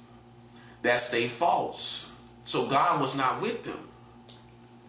God can't be with you if you're in a false religion, bro. Make it make sense. So I respect a lot that Malcolm X said in his worldviews. I respect his worldviews, but God was not with Malcolm X. MLK was cheating on his wife. Everybody know that now. I knew it before everybody knew it, because I educate myself. I knew about Edgar Hoover with the leader of the FBI hounded behind, basically gang stalking MLK. Yeah, he was. And guess what? He was a Freemason, just like they style. Well, of course, he was gang stalking him because he sent the tapes to his wife where he was having sex with other women. MLK had to explain to his wife because Edgar Hoover, which was a Freemason Shriner, sent the tapes of MLK having sex with other women to his wife. Now, see, if I was their lawyer, I would have sued the FBI. I would have sued Edgar Hoover and the government. I would have sued as MLK, me being MLK, I would have sued I would have had 3 different lawsuits, and I would have won. I would have won. Oh, 4. Well, yeah, I would have had 4. Defamation of character too. I would have had that too, because it wasn't a crime. It wasn't a crime. You was just trying to defame me in a situation to my wife. Okay, why you send it to my wife? That's defamation of character, bruh. That's all it was. They ain't have nothing on him. They had to the point where they had to get tapes of him having sex with a woman. That part, that ain't a crime, and technically. So why the FBI gonna go out their way to send tapes? Because they trying to mess up that man's household, and they trying to defame that man any way they could. Okay, and they could have killed that woman because she could have killed herself. See, this is what the prophet gonna talk from a whole different angle. That woman could have heard the tapes and killed herself before MLK even got home. Being that he was on the road all the time, he probably was on the road. Pretty sure he was. Pretty sure he was. He could have killed him. She could have killed herself once she heard her husband. Everybody know they spouse. Pretty sure they had it all in there. Could have killed herself hearing her husband have sex with another woman. Could have killed herself. That's all. I would have had a lawyer to sue the FBI for emotional distress with Martin Luther King Jr.'s wife. I would have sued, in the same context, I would have sued the FBI. I would have sued Edgar Hoover as an individual. That would have been 2 solid lawsuits for sure. And I would have tried to sue the American government. And I would have sued Edgar Hoover for defamation of character. I might have went all through again. 6, 7, 8 lawsuits. Oh yeah. Where you tried you caused my wife emotional distress where she could have killed herself. I'm on top of the world. I'm all over the world. She could have been embarrassed because she didn't know how many people would have found this out, right? And so she could have killed herself. Anybody could have knew this information. Okay, so then I would have sued them for emotional distress. They slept on that, all that stuff. Slept on all of it. I guess he was more worried about probably getting out to everybody or whatever. Maybe he didn't want to bring it to the light of day and then expose the whole situation. Maybe that's what it was. But I would have had, if I would have had to go, we found out anyway, I would have had to go ahead and sue them people. That's what I would have did. That's what I would have did. I would have sued them. So man, so as you can see, man, I'm on a whole nother level beyond with all this stuff. I know what happened with MLK. The mafia was the one that was behind it. The Italian mafia was the one that gang stalked MLK all through the whole situation. That's why I don't have no respect for the Italian mafia anymore, because I found out they gang stalked Martin Luther King Jr. They was the ground soldiers against Martin Luther King Jr. They was the main ones against him. Okay, so then how all these rappers gonna be talking about they Al Capone or whatever, whoever's in the mob, all these mob names, how you gonna be talking about that when they gang stalked Martin Luther King Jr.? They were part of it. The government used them because it made perfect sense. They was already criminals. We ain't gonna get the police involved. We ain't gonna get the military. We ain't gonna get all of them involved really. We gonna let them do the groundwork in gang stalking or tracking him from city to city. In all the chapters of the mob, they was able to do it from city to city. The mob was the one that was doing all of it. They was doing all the gang stalking.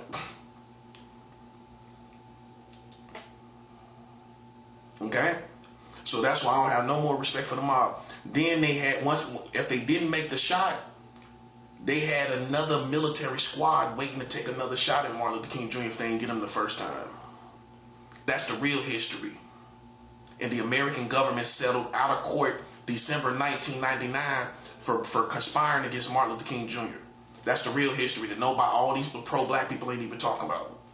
They settled out of court. They did it. It's one thing to think they did it. They went to court. The American government went to court with Martin Luther King Jr.'s family. This is facts. This is documents. This is not conspiracy.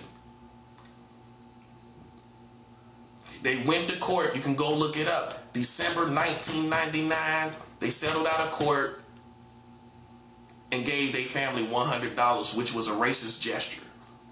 You could at least gave them $1 million. The American government was rich. This wasn't 1882. $100 back then, okay, 1882. This is 1999, coming on the millennium. They gave them $100 in court. They should have insisted of giving them at least $1 million. At least. They gave them $100. They gave his family $100 for killing him. That's why I don't respect them. That's why I just know way more than y'all know. You know what I'm saying? This is facts. That's what I'm saying. I pride myself on this. You ain't gonna never hear me talk about nothing that's conspiracy theory. I don't talk conspiracy theory. Cause anything I talk about, I got to have full confidence in it. I don't talk about nothing I can't talk about intelligently with confidence. You can't talk intelligently with confidence about something you don't really know. You almost feel like you lying.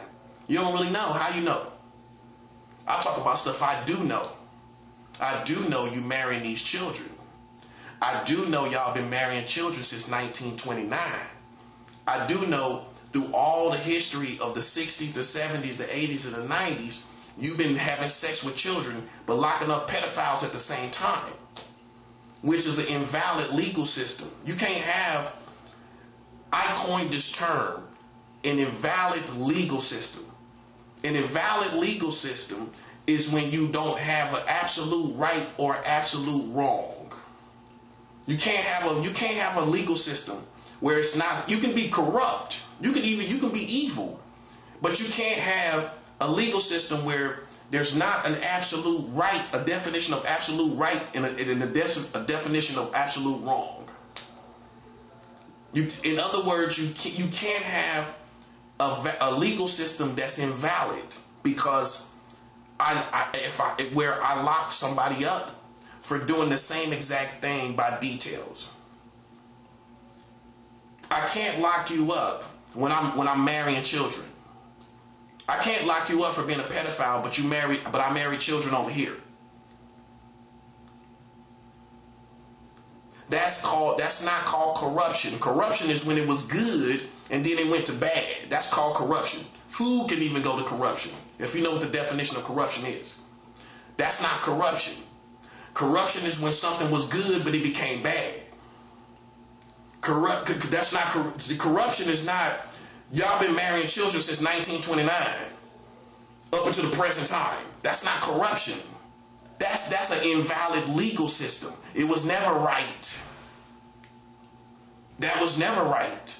So the whole time you've been locking up child molesters, it's been people that's been having sex with the same age of child. That's an invalid legal system, and that's how I beat them.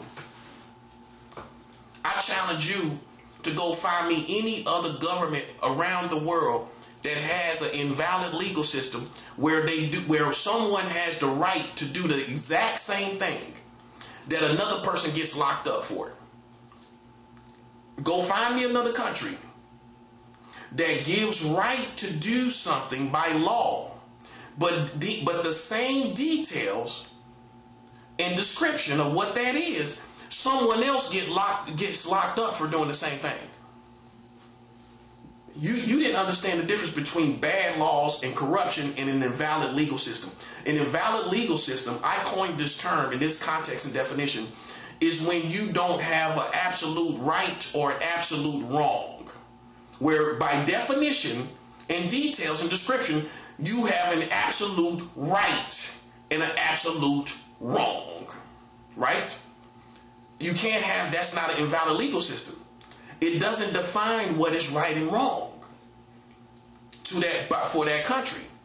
So the whole time you've been locking up child molesters, you was marrying them at the same time. The whole time. And that's the problem, buddy. That's an invalid legal system. In Brazil has the age of consent at 14, right? They have the age of consent at 14, right? But you won't see Brazil lock up somebody for having sex with a 14-year-old girl, because they already have laws for you to do it. You can have sex with a 14-year-old girl in Brazil, right? Okay, so you ain't got to ever worry about their country or their countrymen hounding you talking about having sex with a 14-year-old girl, and they do it by law. You ain't gonna find them allowing you to have sex with a 14-year-old girl, but then locking up another dude over here for having sex with a 14-year-old girl. See, that's the difference, and you're not smart enough to know the difference. Okay, that's not contradiction. I don't have a problem with Brazil. I have a problem with America locking up people for doing the same thing they give other people rights to do. And you wasn't smart enough to understand my smoke was invalid legal system. That was my beef with them. Not the fact that they having sex with children. Brazil has sex with children, but they don't go running around talking about pedophiles. They know they having sex with children. You stupid Americans didn't even know you was having sex with children. Let alone you ain't know it was an invalid legal system. I figured this all out. In my last apartment, I took time to educate myself. That's why I'm like this. And while I didn't work, you know what I did that most men would love to do? I educated myself while I wasn't working. That's why they can't stand it, because you thought I was going to be a bum. Listen, when I wasn't working, I was educating myself all the time. And I found out that America has an invalid legal system. You can't give rights to somebody to do something, but then this other guy over here, he gets locked up. What's the difference? It's not age. I can show you the same age where one can have sex with one age and the other gets locked up for that same exact age. You don't believe it, do you? The same age. He gets locked up. Another guy gets to marry the same age of child. That's an invalid legal system, buddy. That's not corruption. That's not bad laws. One guy is locked up. Another guy marries the same age of child. Show me that in Brazil. Show me in Brazil where they marry one child, they marry children, but then another guy, he gets locked up. Show me in Brazil where they have sex with 14-year-old girls, but the community hounds and persecutes someone for doing the same exact thing. The community and the government. Show me that. You can't show me, bro. See, you a moron, bro. That's all I'm saying. You didn't educate yourself. That's why the educated man can kill you. I can kill you with education. Because people going to turn around and say, you should have knew the same thing before you came out here. If you was talking about child molesters, you should have knew what you was talking about. You should have knew all about the child marriage laws before you came out here, and there's no excuse. Because if you are the judge, you should be an educated judge. That's why everybody can't be judged. Now you see, everybody, no, you an ignorant person. You came out here, you wasn't educated. We expect a judge to be educated. I don't care what you're talking about. If you a judge over any situation, I expect you to be educated, and you're not. And so you lose, you die. Well, if you cause a lot of problems and you wasn't educated, you see what I'm talking about? But then I come along and show education. They gonna say this man defended himself with the right information and education. And this person who was talking and harping on it all the time, they should have knew it.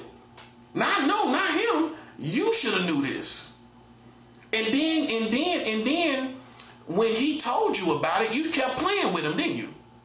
And that's why you died. It's not just because you didn't know. It's because once you knew and I told you, you kept playing games, didn't you? You dead, bro. That's it. That's all. Because we gonna look at all the problems you caused. Knowing that when you could have stopped, when you knew y'all was marrying children, and you could have stopped long time ago. You could have stopped, right? You kept going like a little retarded little rock and roll drunk boy. Listen, yes you did. That's what you did. Like a little bipolar little punk. Like that's what you did. And listen, people told you to stop long time ago, right? You think I don't know? The streets told you to stop long time ago. Okay then. Okay, so once they see the destruction and they told you to stop, they gonna feel more justified for telling you to stop, and they gonna want you dead, and they gonna want you dead. I ain't got nothing to do with it. I ain't got nothing to do with it, because they gonna expect you coming out here harping all the time, talking about some kids. See, the difference between you and I is I just put out the facts as a prophet. I'm not talking about I love kids so much. I'm not walking around acting like I'm trying to save the world. That's what you might have thought. That's not me. I came out here as a real one and showed you your own flaws. You know what I'm saying? On the same subject that you was talking about. That's why we passionate about. I'm passionate about it because I'm showing you who you are, and as opposed to who you thought you was as Americans. And that's the difference. You shouldn't have came out here. That's how we looking at it. You should have came out here. If you played the position of a judge and you thought we supposed to be scared of you because you the streets or black people or Freemasons, we not scared of you, right? And you came out here talking about whatever you was talking about, but you wasn't educated. That killed you right there. What you don't know, what DMX say in the words of DMX, what you don't know gonna split you. What you don't know gonna split you. That's what happened. The snake, the cat, the rat, the dog. How you gonna see it when you living in the fog, buddy? You thought you was enlightened, but you was living in the fog. You didn't even know what your country was doing. How that ain't living in the fog? It's the same thing, little buddy. You came out here with the jungle and the cats and the dog, harping and talking about what you was talking about. We don't know what you was. I don't know what kind of animal you was. But you came out here playing in the field, bro. You was in the fog. You didn't even know what your country was doing, but you talking about you enlightened. That's why we stripped that from these secret society people. How you enlightened and you didn't even know about child marriage in your country? That's education. That's beneath it's quote unquote enlightenment. This is stuff you don't even got to be enlightened to know. But you didn't even know it. But you enlightened. But you didn't know this. You didn't know this basic education. Come on, man. Stop playing, bro. And then when I'm talking about you've been doing it so long, that's what we talk about. But you're supposed to be enlightened. Ain't nobody, that's why the prophet don't respect you. It's off of this one issue. I see everything about your country and you. You talking about you enlightened, but you ain't know nothing about your country marrying children. Well, why would I find it impressive as a prophet? Even reading minds, all that. Why would I find it impressive? You read minds, but you didn't know about child marriage. Listen, God don't play no games, bro. I don't even got to make no more moves. That's the only chess move I got to make. Because it tells us everything. If you were so spiritual, why you ain't know? If you more spiritual than me, why didn't you know on the same subject you came out here on what was going on in your country? Your spirituality is supposed to pick up and you're supposed to say, well, hold up. I sense that we doing this and doing that and You didn't do that. Who did that? Me. Once you talked about these children, God showed me what you was doing. You ain't on my level, and that this one issue proves it. Because we ain't trying to hear nothing about your intuition and spirituality when you didn't know nothing about child marriage in our country. We ain't trying to hear nothing about it, buddy. And that clears it all up, and that puts me right back on top, buddy, like I'm supposed to be. And every day, as the sun shines, I'm going to rise up and let you know what time it is concerning these children. Just as soon as you play games, I'm going to rise up every single day like the sun and show you yourself. Because it's all in vain. It's all in vain. Don't talk to me about no children. You marry children. Okay, don't talk to me ever again about no children. That's for black people that you see. Listen, you hear just like everybody else. Okay, so how come you couldn't know? I didn't say what you was doing. I said why you couldn't know about it. Not as smart as you thought you was. I didn't say you was doing it. Why couldn't you know about it? And that's what separates the prophet from the black people and everybody else. So we don't care nothing about the circus you got going on, where you're trying to show us your great spiritual acrobats and all the stuff you could do. Because with all those spiritual acrobats, you didn't know the most important information in this situation. In this situation, okay, you might know irrelevant information that ain't got nothing to do with this. We care about that. Do you care about it? Or you care about this information that's relevant to what they talk about? Can't say I'm not talking about relevant stuff. And that's all I'm saying. That's all I'm saying, bro. That's all I'm saying. I make it simple, bro. And people hang theyself. You know what I'm saying? Listen, I didn't do it to you. You did it to yourself, bro. You thought I was a sucker. That's all it was. That's how I see it, too. Then you realize, oh, wow. Okay. Yeah. I'm gonna say it just like black people gonna respect it. You can say you can use that for yourself. I'm gonna say it just like black people gonna respect it. I'm gonna say it just like black people gonna respect it. You came out here, you ain't know nothing about the child marriage, but you talking about pedophiles. No, we don't respect that, bro. Because out of all people, you supposed to be the main one that knew about it. Not us. You the one out here, right? You the one out here talking about it. Okay, so yeah, you the main one supposed to know about it. Not me. I don't supposed to know nothing about it. I'm a grown man living in the grown world. You out here like the A-team, like Mr. T. Hey, you need a mohawk, don't you? You need a mohawk. Get you a mohawk like Mr. T. Out here like Mr. T talking about you MacGyver or something like that. Some stuff you seen from the 80s, sucker. You didn't even know your country was marrying children. Now put yourself in the position of the prophet. How you gonna see these people beneath you, man? I see these people as beneath me. And it ain't nothing you can do to manipulate. Because some people act like, oh, that's just a piece of information. A piece of information? Bro, this changes the whole lifestyle of these Americans. This ain't no piece of information. That's how you try to Jedi mind trick. No, this ain't no piece of information. This changes the whole lifestyle of these punks. A cop can't even look at me in my face. Talking about some child molester, bro. You marrying children. That's something I ain't never thought about. You can't get on top of me, copper. Copper. You can't get on top of me, buddy. Oh, by the way, I educated cops on you marrying children. I educated cops. Have you ever educated me? No. You ain't never educated me, sucker. I educated police. I educated police, buddy. We're police. I stepped to, oh yeah, did y'all know y'all married children? Police like, what? Hold up. What? Yeah, you married children in America. Oh, you know what the police said? Oh, we thank you for this information. The police ever thank y'all black folks for information? Except for snitching and ratting on people. But have the police ever thanked you for information without you ratting on people? No. The police thanked me, the prophet, for information, and they ain't even, listen, and I ain't put nobody in jail. The only time you educate the police when you put people in jail, buddy. Let's keep it 100. I educate police when I put people in jail. You ain't know, this is how we know you ain't on these levels. Cause you ain't gonna never educate the police. When? What you gonna tell them? Worthwhile. This is why I'm in the position I'm in. Why people think it's hype, I'm showing you what it is. Keep in mind, I also I emailed the White House. Oh, you didn't know that? That's for these low-level black people.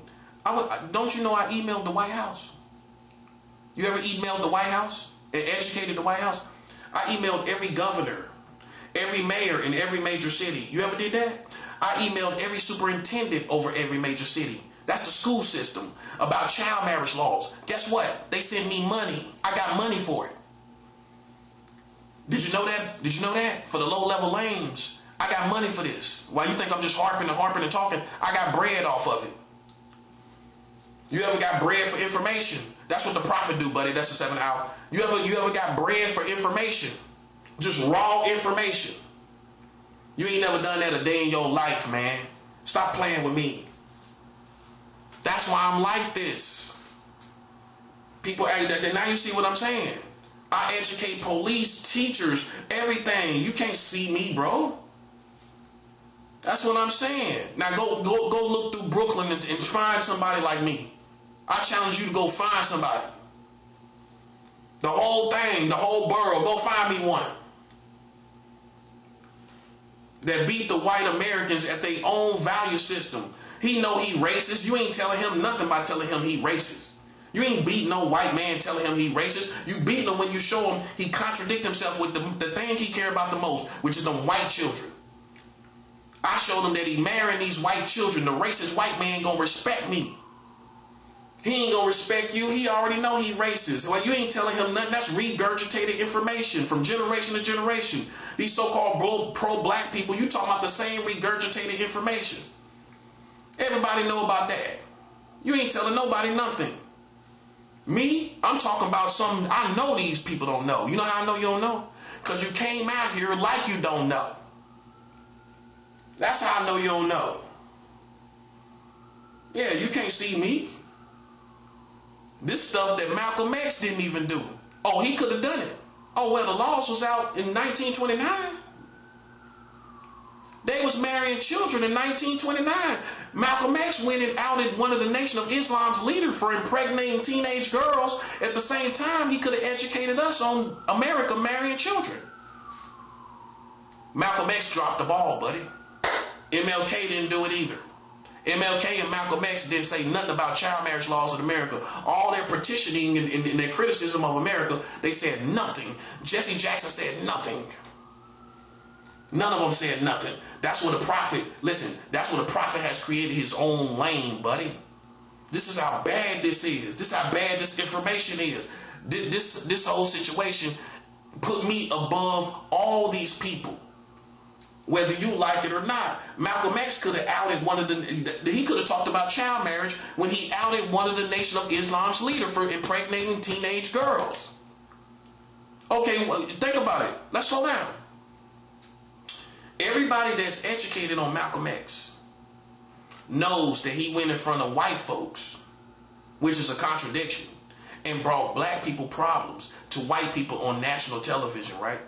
Okay, now, what the issue was one of the Nation of Islam's leaders impregnating teenage girls, right? Right. So you can't say Malcolm X wasn't passionate about the same thing I'm talking about, because he went out of his way to out one of the leaders of the Nation of Islam. He was talking about the same thing. Malcolm X went and outed one of the Nation of Islam's leaders specifically for having sex with teenage girls, right or wrong. Okay, that's all he was talking about. That's all he was talking about, right? So then you would expect someone that's well read and educated like Malcolm X to go see what the laws are on the whole same situation, and he would have found out that America was marrying children.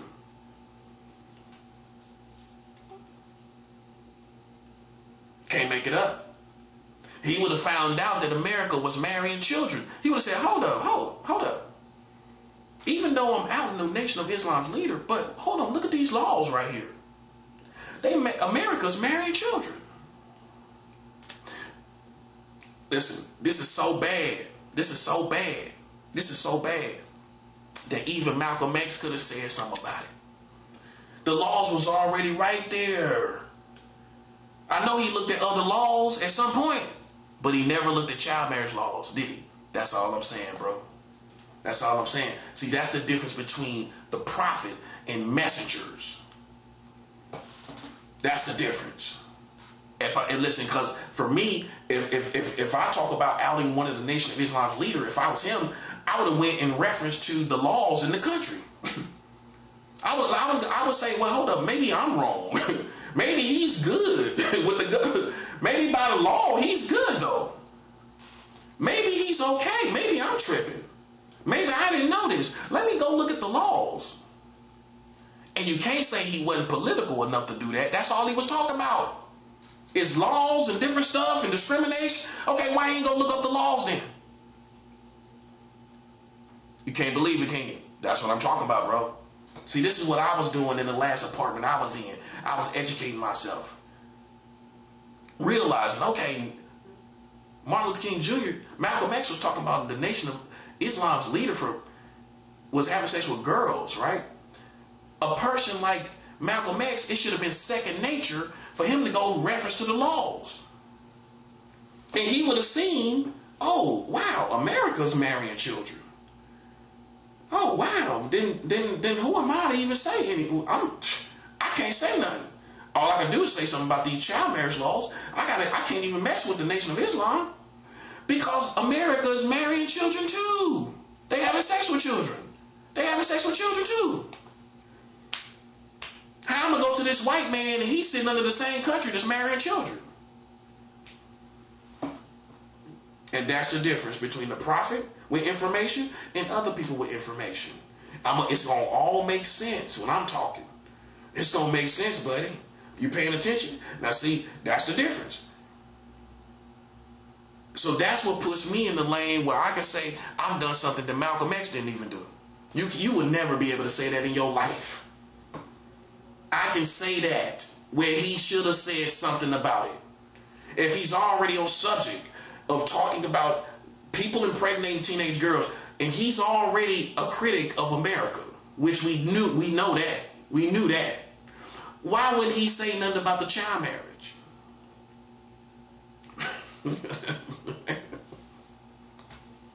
Remain the critic of America too on top of that. Why ain't say nothing about it? You can't even tell. You don't know why, do you? See, that's life. That's life. That's all you can say. You see stuff like that. Because you can't say he wasn't on the subject where he was consumed with other subjects. He was talking about the Nation of Islam. That was one of the highlight controversies of his arguments. As far as his arguments, he was talking about the Nation of Islam, the leader impregnating teenage girls. That was one of his most controversial arguments, if you will. Yet, he said nothing about America marrying children. Not one word. Fumbled the whole ball right there. If we would have been told them, if you would have been do this, and we would have been told these people this, we would have got rid of that system long time ago. Don't you see? We would have got rid of this system.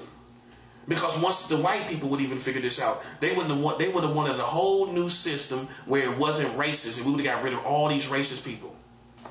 Because we would have got rid of the system. Because they don't go agree with it. White people don't agree with that. That's children.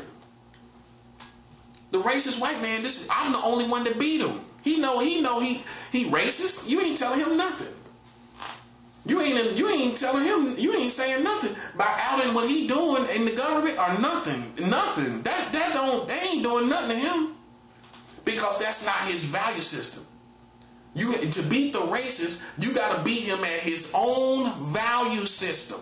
Not the one you think he should have. The one that he does have. You got to beat him at the value system that he does have, not the one you want him to have. You got to go into his world. If you playing chess with him, you got to go into his world and beat him in his value system. You never did that. Show me one that did it. People on my level, show me somebody that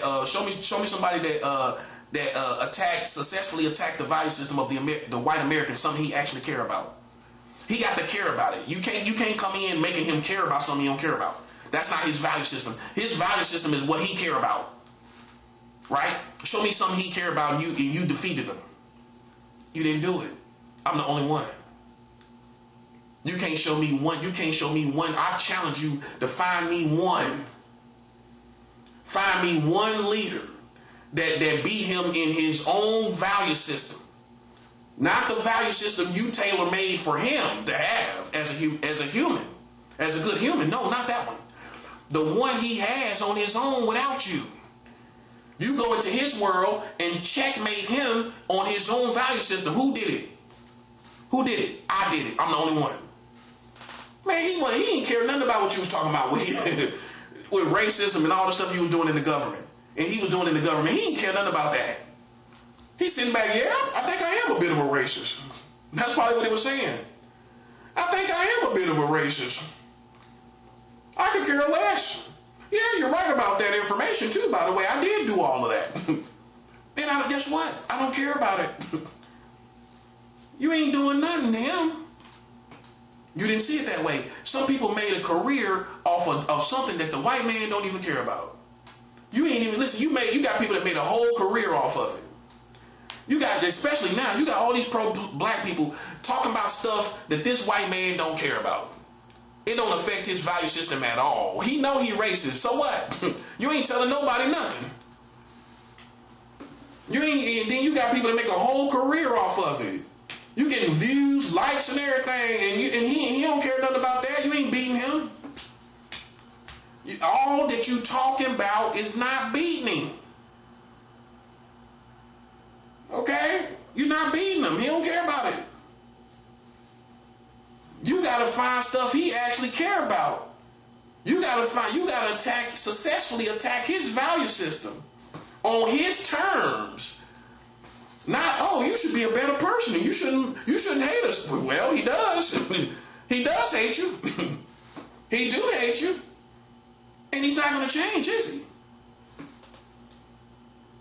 See, that's the difference. The prophet gonna get you. Yeah, that part. The prophet gonna get you, buddy. And that's why I don't play with no ignorant black folks that ain't on these levels. That's what sits you down right there, buddy. A gangster can't do it. A thug can't do it. Ain't no need to bring the streets, because that's where I'm at. This is my lane right here. There ain't no gangster from coast to coast can see me. Okay? Now you see why. They ain't got no information on no Malcolm X and where he dropped the ball and they did what he's supposed to do. I did what he was supposed to do. You can't say that. You can't say that, man. You in the streets. You a criminal. Let's not blow up and inflate criminal so big that it's bigger than the messenger. You a criminal at the end of the day. People aspire to thugs and want to be like me. The gangsters want to be like me. I done outed these people. And then I'm using spiritual power on top of that nobody can deny. The thugs and gangsters want to be me. Let alone you comparing them to me. Let alone you think that's on top of me. Yeah, that part. That's what I'm saying. Let's get all this in proper perspective, bruh. Because people are corny, bro. They got corny movements. All they movements ain't doing nothing to them white people. Your movement ain't doing nothing. It ain't gonna do nothing. You got Black Lives Matter and they ain't gonna do nothing. They ain't even down in the hood. Black Lives Matter wasn't even in the hood. So it's no manipulation. It's nothing you can do. You don't have no information to defeat this white man. That's what we talk about. You ain't got no credibility. All you can do is play psychological games. We over it, bro. I already told you gashed yourself on it. Ain't none of that working here. Ain't none of it working here, because it don't define nothing. It don't define no situation. It don't define no situation, bro. And that's your problem. You get gashed off of little psychological stuff. I'm just telling you about yourself. I'm telling you about yourself. You cannot, that don't mean nothing here. Okay? It don't mean nothing on these levels. Secret societies, Freemasons sat back and watched child marriage. They sat here the whole time. Eastern Stars, Shriners, or the Women Order of Freemasons, all that stuff. They sat back and watched. How dare they even think they on my level? How dare they even think they on my level? Well, you sat here and watch it all happen. Pretty sure you was here. Freemasons didn't do, listen, you ain't do nothing about it until the prophet came on the scene. Bro, we know that, man. You think I'm stupid. The only time, listen, how we know is because you been here the whole time and you didn't do anything. You didn't. That's how we know. Well, okay, put it together. You Freemasons, you've been here the whole time. Okay, so how it happened? How it happened, bro? Come on, man. Come on, listen, bro. Listen, you another one. You Freemasons with all your information, you sit back and watch America marry children. And the only reason you're doing something about it now because the prophet said something about it, and we know that. Which means, before God, you got my intellectual DNA in you. My intellectual DNA is you. You my student, whether you accept it or not. Well, when you learn it from? What's the only reason you learned it? Because of going to war with the prophet, and I talked about it. So you can go out there like a sucker and try to spread information, but you spread information as my student. You're my student, bro. You're my indirect student. If I educated you, how are you not my student? That's what teachers do. They educate students. You imagine you being my master. Imagine you being my master. You gassed yourself. You another one that gas yourself on the daily all the time. But yet you sat back and watched America marry children for decades. That's how we know you didn't know. You didn't fight against it. There was no resistance. You wasn't a vocal advocate against it.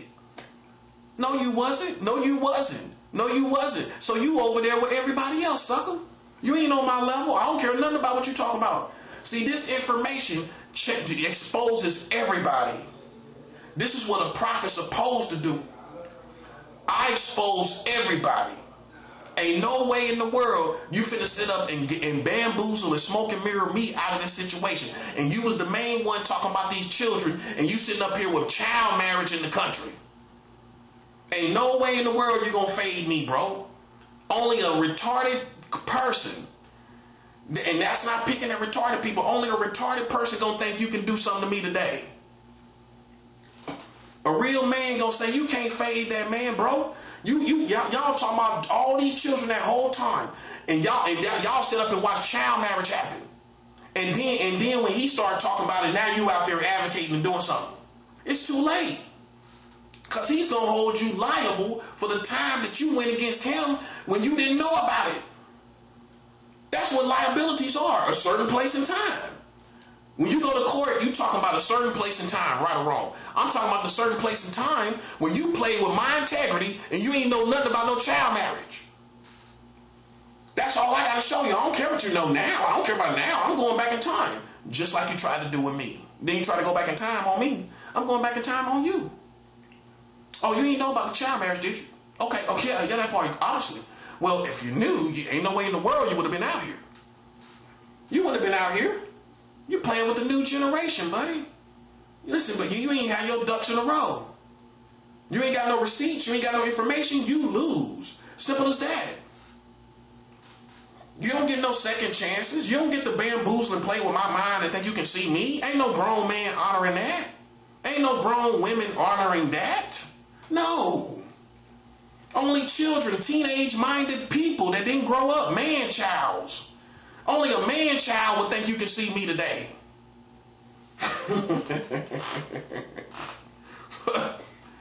Listen, man, you a man-child thinking you can see me, bruh. You thought it was me, it's you. I like to say it when it fits. You thought it was me, it's you. Well, how I'm a man-child and you marry children? How I'm a man-child in America marrying children, right? Can't be serious. And guess what? Guess what, buddy? That puts me way above you forever. Not for a little while, till I fall off psychologically. Not a little while till I fall off psychologically. No, it don't work like that in a real grown man's world. I'm on top forever. You can't come back from that. I'm the one that pointed out. You ain't gonna point it out. I'm gonna point it out how far it goes. The full capacity of it. You know how far it goes? I'm above y'all forever, bruh. Ain't no way in the world you can come back from that. Marrying children the whole time. The whole time. Oh, nah. I can see if it was in the past 3 years. Okay. You can kind of get rid of it, mess around with it. Bro, you've been marrying children the whole time. Since back in Malcolm X time. Even back then. It's over. The prophet did what he's supposed to do. I came into a system and exposed it. In the worst vulnerable place that it could possibly be with children. It's over with, bro. I've won. That's checkmate. Okay? You understand what checkmates are? That's a checkmate that you can't come back from. And it don't matter what you do.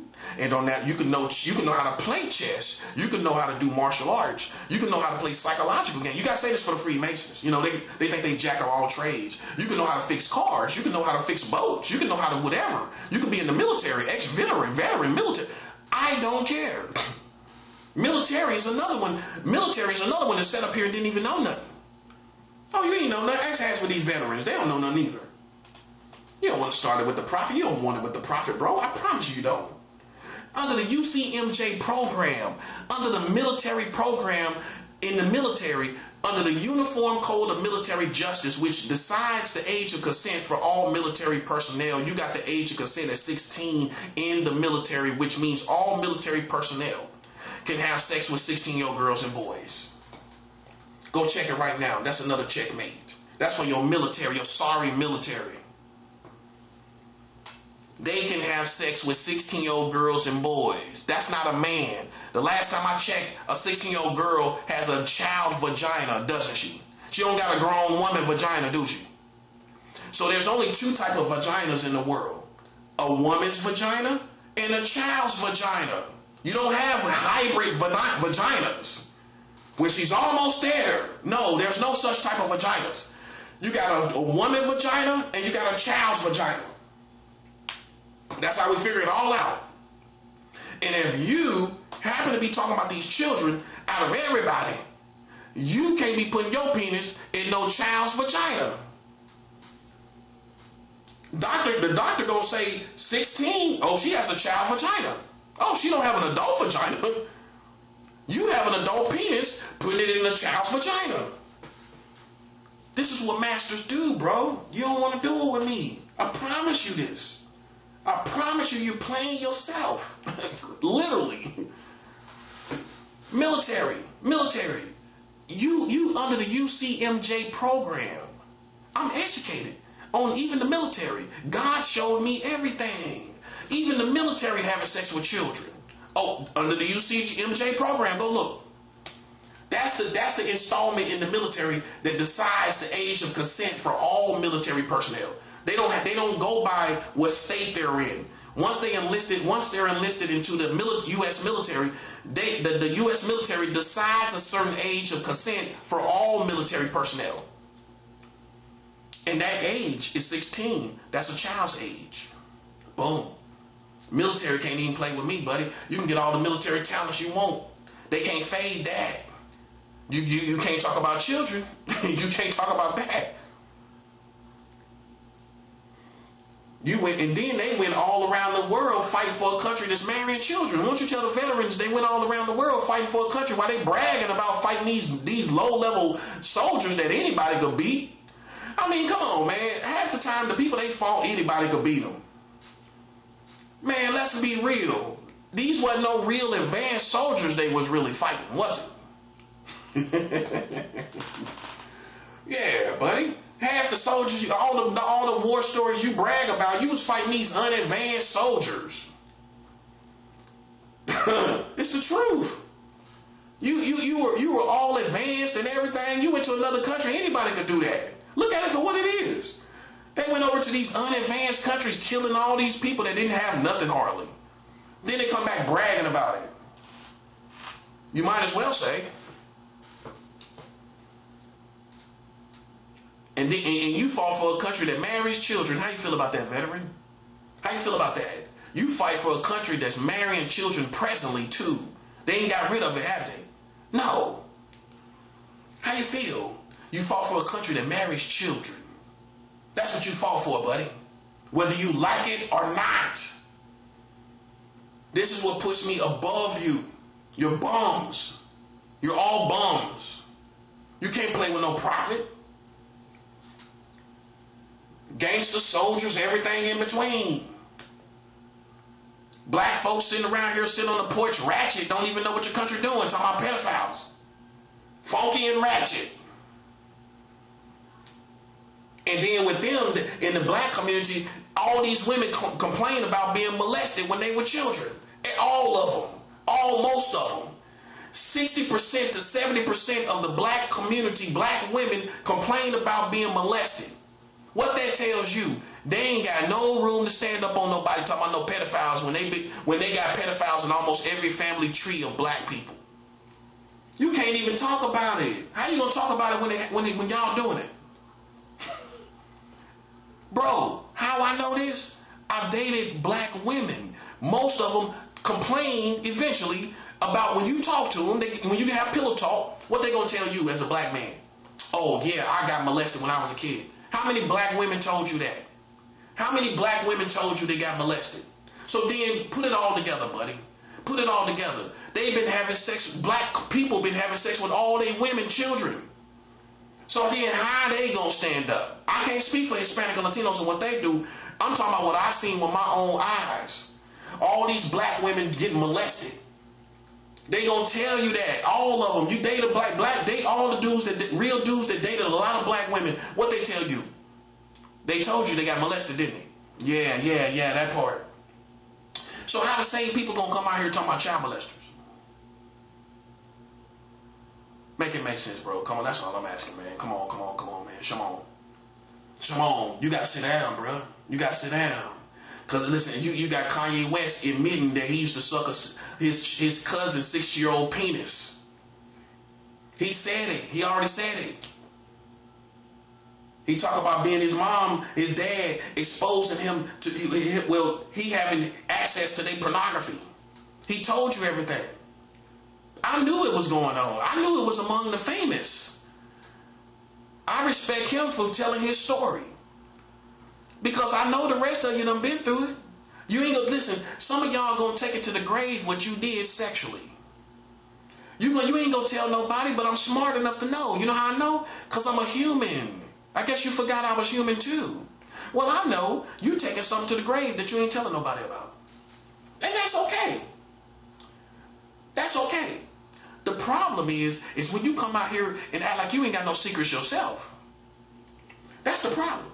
The problem is when you act like your doo-doo don't stink like everybody else's. That's the problem. The problem is you act like you ain't did some stuff sexually that you ain't telling nobody about. You ain't telling nobody about everything you did sexually, but you out here trying to out other people. Yeah, you out here trying to out other people, but you ain't telling everybody what you did sexually. Oh, you a human here in America. I know you did stuff. Any other country, I don't know. Here in America, I know you did stuff. Because this country is too sexually charged. There was pornos, movies, all kind of stuff going on. We seen it everywhere. And our family learned it, and they taught us, and so on and so on. So how you gonna stand up on somebody is my thing. That's all I'm saying, bruh. That's all I'm saying. You deserve it. You deserve it. Because you the main one out here talking like you don't know no better. Like, boy, let me sit you down. Let me sit you down, sucker. Because I know you done stuff with your cousins. You ain't telling nobody. You ain't telling nobody all that sex you gonna tell the sex acts that made you look like a victim. You ain't gonna tell the sex acts that you did that you wasn't ashamed of, that you found pleasure in. Oh, you ain't telling nobody about that. Oh, you ain't telling them about the sex acts you enjoyed as a child.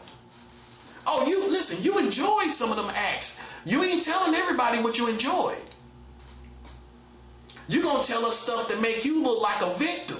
You gonna tell us stuff that make you look like you was victimized. Oh, but tell the truth. You did some sex acts with your cousins that you enjoyed. You did stuff with your favorite cousins. That's the one. Whether it was a girl or a boy, it don't matter. The ones that you was up under, that's the ones you experimented sexually with. How I know that? How I know? Because I'm human, bro. And see, the ones that don't act human, them the ones that get eliminated. See, once I show I'm like everybody else, they gonna vouch for me, sucker. But you act like you a special kind of little robot. You a special little robot, ain't you? You a special little robot, ain't you? Like you ain't. Well, we need to. Well, since you are perfect, we need to get rid of you. We need to. Well, don't you think so? I mean, well, you're the problem. You got the hang-ups. You got the hang-up on imperfections. I don't. You the one got the problem. And people gonna feel the need to get rid of you. They gonna relate to me. Cause I know and they know. They got secrets that they take into the grave. They ain't gonna tell nobody. You don't got to. We just gotta eliminate the people that think they ain't got no secrets and we stupid. You taking stuff to the grave. You ain't gonna ever tell nobody how it really happened. You got stuff you did sexually and you ain't gonna never tell nobody how it happened. You gonna tell them, you might tell them bits and pieces. You ain't gonna tell them the whole thing. That's how you preach, buddy. That's how you preach on your enemies. Yeah. 2026, we preaching on our enemies. That's how you preach on your enemies. You tell her, you preach on your enemies. Listen, you ain't gonna tell everybody what you did. That's why I respect people like Kanye West. He told his truth, right? As people will say. You ain't gonna tell yours. You ain't gonna tell the stuff that you did in all the details and everything. You ain't gonna tell all the details. You might say something happened, but you ain't gonna tell all the details. How you think I know that? How you think cause I'm human, buddy, and you done became such a cartoon in your community, you don't even act human. Yeah, I know what I'm talking about, buddy, cause I'm human. You forgot that? Oh, well, we gonna know you cause we know us. You can't hide from us cause you're human like us. See, as a true master, I know all I have to do is master myself and I master everyone else. If I master myself, I master everyone else. Everybody don't master themselves. You might know yourself, right? But you didn't master yourself. Oh, it's a difference. It's a difference. You didn't master yourself, right? When I mastered myself, I understood everybody else. You ain't got to tell me your secrets. I know you got them because you're human. You're human. You got them. I guarantee you got them. Especially if we from the same country and came up in the same culture, came up with all these pornos, came up with all these them nasty movies, what we call nasty movies, all these pornography magazines, all these nasty magazines and nasty movies. Listen, bro, listen. You ain't gonna tell everybody what you did with your cousins and some of your brothers and sisters and all that stuff, your aunts and uncles, and guess what? You might have not told everybody all the stuff you did with your uncles and aunts. And listen, you enjoyed some of that. Some people did. Oh, yeah. You enjoyed. You ain't feel victimized. All people didn't feel victimized for what these older people did to them. They ain't feel victimized by it. Not all of them. And they ain't gonna tell you. You gotta read between the lines. You think you was reading between, this is reading between the lines, buddy. Well, yeah. Well, I know if you're here in America, listen, buddy, listen. You were doing stuff yourself. So who you think you fooling? How I know? Because you black in America with all this culture. You was thrown together in rooms with boys and girls and all kind of different scenarios. You didn't even have enough money to be separate from each other. You was on top of each other. That's how it happened. You did all kind of stuff happen. And for you to stand up is the most unforgivable thing, because we know you got secrets that you take into the grave. See, so the problem is not imperfection. It's these people who think they're holier than thou. You thought it was me, it's you. You standing around watching what people thinking about like you some perfect person. But we know you got stuff that you take into the grave that you ain't gonna tell nobody about. And if you're real with yourself, listen, buddy. Listen, you know you're a fraud all day long. You know you're a counterfeit all day long. You the biggest bummer clock there are because you come out here acting like you so perfect and reading people's minds and playing games around people with psychological games.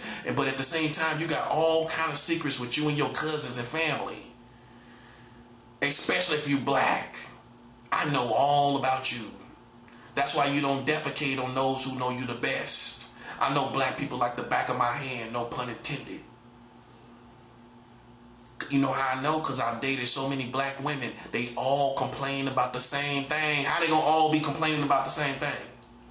Half of them that you dated, more than half that you dated. Some always questionable, right? Some sexual, always questionable. They tell you something happened to them or whatever. That's why we out there like we are, dancing around and everything, because we turned out. You've been turned out since you was a kid. It's everywhere. It's not even just the South. Like, for the people who think like that, listen, bro, you uneducated. It's everywhere, bro. So it's here in Brooklyn. People talking about, oh, Brooklyn, we protect kids or whatever. Let's go back to the history. That's all we got to do. Go talk to these Brooklyn women. Ask these Brooklyn women, were they protected as kids in Brooklyn? To the point that they didn't have sex with nobody else. To the point where their family didn't do nothing to them sexually. Come on, bruh. Ain't nobody gonna be able to stand out with that stand-up guy kind of gangster persona like nothing ain't happened. Like you ain't done nothing. You can't move around like that with me. I'ma shred that to pieces with the truth. That your country marrying children. I'ma sit you down right there. Man, we ain't trying to hear nothing in your country marrying children. Okay, that's number one. Number two, half these black women complaining about being molested. I'm pretty sure you got your own secrets. Okay, you can act like you don't. You can say, but I know you lying. Because, man, listen, bro. Listen, the average black person, do you really want to have this conversation? In all truthfulness. Not fake. All truthfulness. Come on, bro. You know you done stuff in your life, man. That's not what listen, I'm not here to see what I'm saying? I'm not here to judge it. You know what I'm saying? I'm here to expose these people that act like they ain't human, bro. Like the rest of us, man. We all been through stuff. So you wind up playing yourself. That's how we know you off. That's how we know you mentally off. You know how we know? Because you should have considered yourself first. Well, you know you done some stuff, ain't you? Okay then. So what? You didn't think that was gonna ever come out in the conversation? Well, I guess you thought we was stupid enough for let you ride around and we won't and we ain't gonna think about what you done. As a community, marrying these children. Come on, stop playing, bro. America, that's how you played yourself, sucker, collectively. You played yourself collectively, bro. It's one thing to play yourself by yourself, right? It's another thing to play yourself collectively. You played yourself collectively, bro. Hey, bro, how you play yourself collectively, man? You marrying children. How you think you didn't? You played yourself. Bro, you played yourself collectively, bro. That's all I'm saying. That's all. Ain't no way around it. Ain't no way around it, bro. I laugh in your face. You married children, I'm laughing in your face, bro. That's right. It's what it is. This is why I'm in the position I'm in, bro. Just in case you thought it was hype. That's for black people. If you thought it was hype, then now you know it's not. I exposed the whole block, man. Sitting up here acting like you holier than thou, man. And here we find out you marrying children in America. Right here in New York. You was marrying children in New York. Oh, they got rid of it. You know that's what New Yorkers gonna do. They're gonna be quiet and sneaky like a little rat. It's too late. The damage is done. We know you married children. We know you do. You have done it.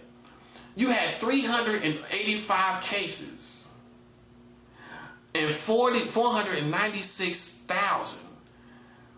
Hold up. 384,496 cases of child marriage in New York alone. In New York.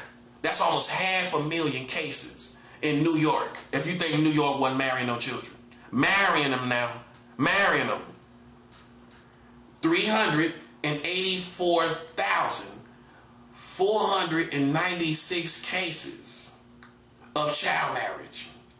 Cases of child marriage. Official cases, certified cases. You had almost 500,000 cases in New York from 2011 to 2019. That's recently. Right here in New York. That's not the South. Because how New York play, oh, that's them Southern people. That's why you thought I was doing something crazy that you wasn't doing. Oh, they from the South, they dirty down there. Oh, really? Oh, well, you got 384,000. Huh? You got 500,000, almost 500,000 cases of marrying children. Oh, those cases are still valid, even though you got rid of child marriage. They didn't make invalid the cases. You just couldn't do it. They couldn't marry no more children. No more children, right? But the cases is already valid. That's why all the projects, the New York City, all this stuff, how they think they are. You was marrying children, bro. And oh, check this. You was marrying children through the 70s, the 80s, and the 90s. You don't want no... Listen, bro. You can't stand up on me. You can't. I got numbers. I am educated. You didn't even know your New York was marrying children right here. You can't stand up on me, bro. You playing yourself. Collectively. New York playing themselves collectively. So I don't gotta be perfect. I don't gotta do nothing right. Do you understand that? I don't have to do nothing right. The whole pressure is off. When I know you marry children right here in New York. The only reason I hold myself to a standard is not out of fear for you suckers here in New York.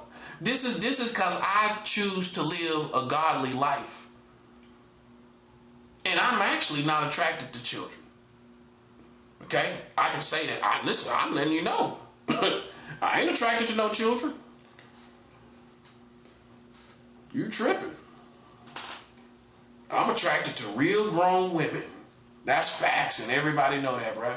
So, but you on the other hand, you as collectively, once again, you done played yourself. New York done played themselves collectively too, haven't they? Well, yeah. Well, yeah. Then you come out here talking about child molesters or running around and everything. Running around. Bro. Have a seat, bro. Have a seat. Please have a seat. Please sit down. And that go for NYPD too, buddy. Listen, man. You can't stand up on nobody. You the main one should have knew. You the main one should have knew around here, sucker. Oh, turkey. You should have knew the whole time. All these NYPD got your big old head standing up. You ain't nobody. You a nobody. In this war I'm in. Well, you gonna be the goofiest looking person standing around. Well, you the police. You should have knew they was marrying children. You gonna be the goofiest looking dude standing around. The goofiest looking woman standing around. And you can't do nothing. Looking stupid. Because everybody gonna look to you like, why didn't you know? That's the look everybody giving you. Oh, why CPS didn't know? Ooh. Why Child Protective Services didn't say nothing? See how far this goes with the prophet? I'm showing you. When I realized the information that God gave me, I realized it was a gift. It was a gift over the whole country. How Child Protective Services didn't know nothing about child marriage law?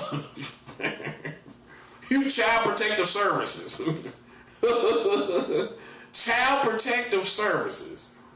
No advocation, not advocates against child marriage, are you? But you going over getting kids out of people's houses. But not getting them kids out of the child marriage house, are you? CPS didn't do nothing about it, did it? CPS did something about it? Name anybody. Name them all. Nobody did nothing. CPS didn't do nothing. What CPS do? You see how far this goes? Oh, here's another one. Here's another one. Here's another one. All these people go to law school and come out ignorant and then go, excuse me. All these people go in and out of law school and don't even know about child marriage. All these people come in and out of law school and don't know nothing about child marriage. How you go to law school and come out and don't educate your community on the laws of child marriage laws in America? But then you can go and prosecute people for child molestation. The same person can become a prosecutor and lock up people for child molestation, but you do not advocate as an educated lawyer about anything about child marriage, but you can come out here and be a prosecutor against child molesters. That's a 7 hour. That's all we talking about, buddy. How you go to law school and you don't know nothing about child marriage laws? All these people that went to law school, Kim Kardashian, she went to law school, right? Okay, I bet you don't know about child marriage laws. I bet you don't. Barack Obama and Michelle Obama, when they both in law school, law, okay, why Barack Obama didn't do nothing about child marriage laws? Barack Obama did nothing about it. He had 2 terms, right? Well, why ain't he say nothing about it? See how bad it is, right? This is what I'm talking about. This, look, Barack Obama sitting back like he a modern day Malcolm X. Listen, he ain't say nothing about child marriage, did he? He ain't say nothing about child marriage, did he? Michelle Obama, she ain't say nothing. These 2 people in law. Why they ain't say nothing about it? Oh, drum roll, Donald Trump hasn't said nothing about it. Trump ain't said nothing about it. Man, y'all can't see me, bro. Listen, man, stop playing. Your president right now is mad. You know why he mad at me? You know why he mad at the prophet? Listen, you know why? Because I'm the only one that pointed out that he was in the White House when the new child marriage laws were passed. Donald Trump was right in the White House. Why he ain't say nothing about it? Big as his mouth is. Look how big Trump's mouth is. Can you imagine him seeing child marriage laws passed and he said nothing about it? Think about that. Child marriage laws passed and Trump don't say nothing. He was in the White House. He was there. July 1st, 2019. He was in the White House. That's when the laws were passed. July 1st, 2019. Who was in the White House when that happened? Trump. First term. Why ain't say nothing about it? Because he don't want to open the whole can of worms, and you see how far the rabbit hole goes all the way back to the 1920s when they was marrying children. You realize that the Americans have no integrity with these children. They can't stand up on nobody. Trump don't want to open the can of worms. That's the reason why he don't want to talk about it. He's trying to save face for America. Because if he talk about it, then you're going to go research it with the internet. You're going to research that, right? With the internet. You're going to see how far the rabbit hole goes. You're going to say, oh, wow. Oh, we've been married. You're going to come to the same conclusion. Oh, wow, we've been marrying children since the 20s.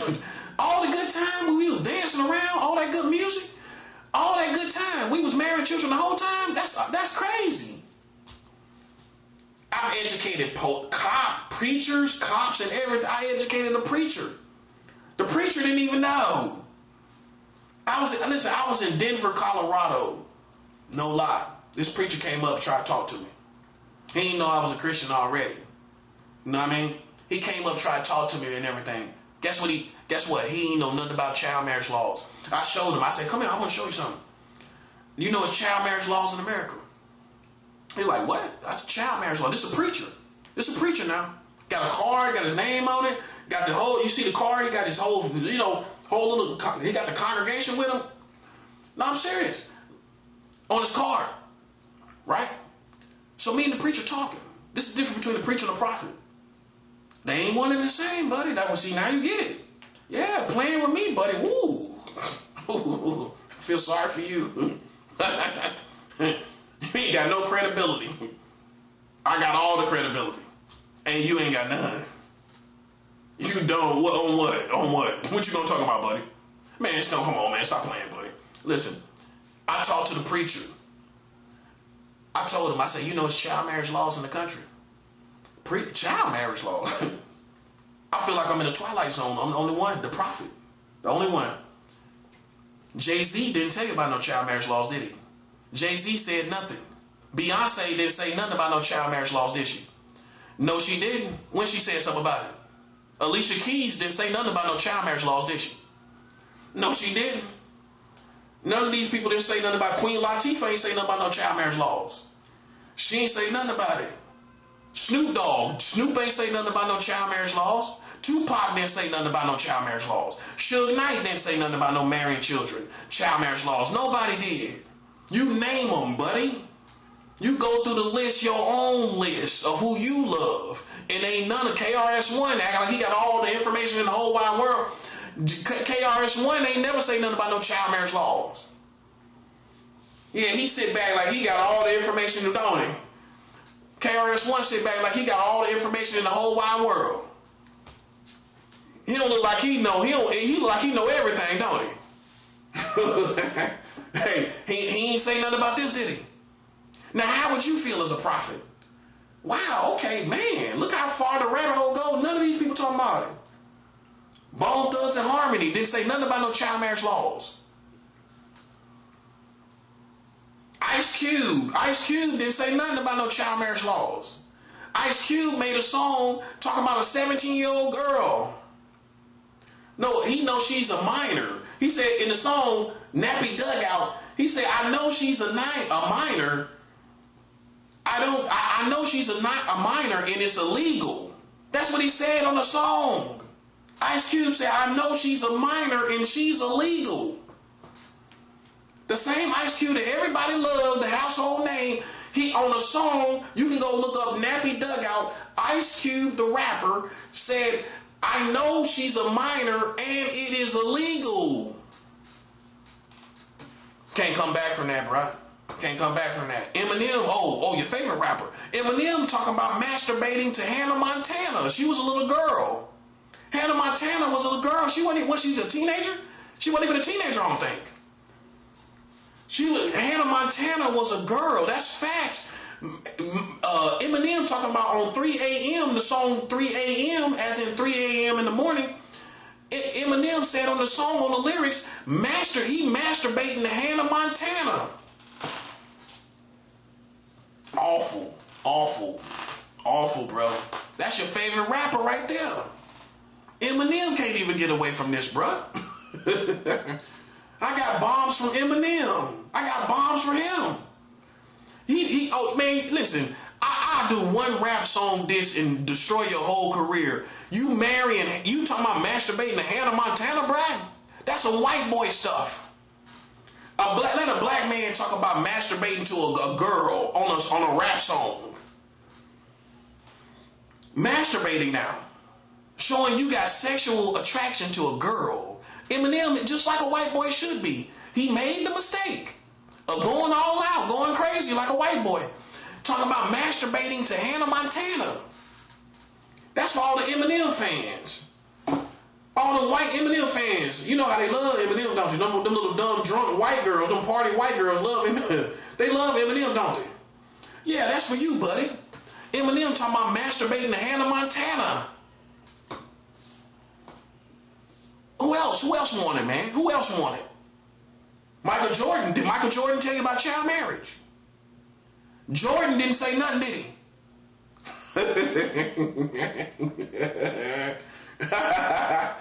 Jordan said something about child marriage. He didn't, did he? Over the years, he didn't say nothing about marrying no children, did he? So how can y'all call yourself above me as besides me? You name them, buddy. I want you to name them. I want you to name them. Line them up. Line them up, buddy. Show me somebody. Who? This is what it do. This is what this do. Snoop had a whole football team. All that, right? He ain't say nothing about no child marriage, did he? That's what I'm talking about, buddy. Kendrick Lamar talking about Drake is a pedophile.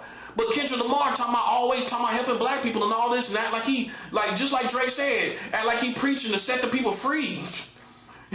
Like he act like he rapping to set people free and all of that. That was the best Drake line he had on rapping like that. Like, weeds need to be free. Come on this way. Weeds need to get this way. We gonna be all right. We's gonna be all right over here. We's gonna be all right over here. Drake hit him right there, boy. He do be talking like he trying to set people free. Like a slave, We's gonna be all right over here. I think that was the hardest line. I heard all of it. And the hardest line was what Drake said. He rapping like he's setting the slaves free or something. He do be rapping like that. He don't know if he want to be. He don't know if he in that. He go through the same thing Tupac went through. He don't know if he want to be thugging or he want to educate the people. He don't know what he want to do. You can't ride the fence. You gotta choose your side, buddy. You can't educate the people and then be bringing down a black man talking about Drake and talking about Drake as a pedophile, man. Nah, listen, I don't got no respect for that. It's too serious of an accusation. It's the same stuff I had to go through. You don't put nothing on nobody's name like that. As a black man, and putting that on another black man, and now America watching him. That's your whole legacy destroyed to me. I don't care how many Grammys you get. Man, listen, Kendrick Lamar put that on a black, that man is of African descent. That's all I'm talking about. Now, you don't know what kind of situations you created. Some people stupid, bro. You might have thought it was an innocent rap battle. You might not really felt that way. Man, you know how many corny people out here that's going to look at what, especially taking you seriously, how you talk and everything as an artist, they're going to take that to heart. They're going to believe you telling them the truth. You went over there and talk, you on your song talking about not like us, talking about he a pedophile. I'm waiting for the receipts. I'm waiting for stuff. I'm waiting for you to show stuff that some girls or whichever you talk about, you couldn't do it. I don't respect that. That's nigga stuff.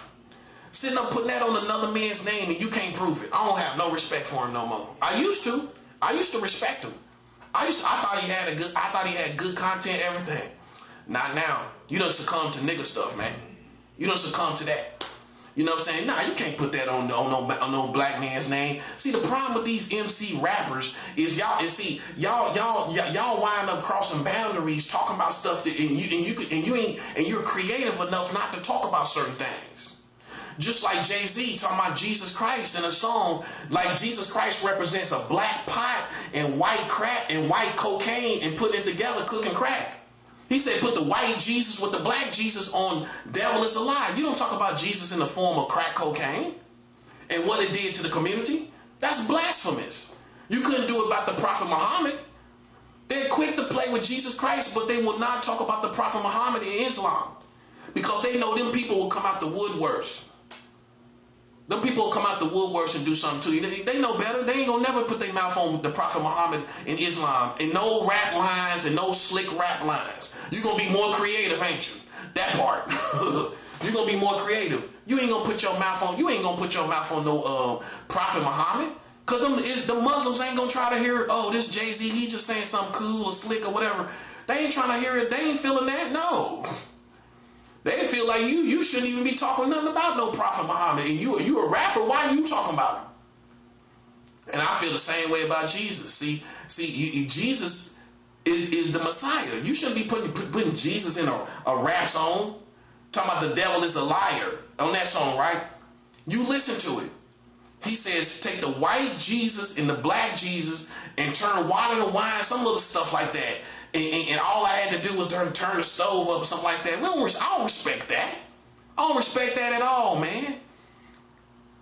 You know what I'm saying? It's some people that think they gotta say that to be the top. You gotta say something about Jesus and stuff. You gotta come on, man. That's disrespectful.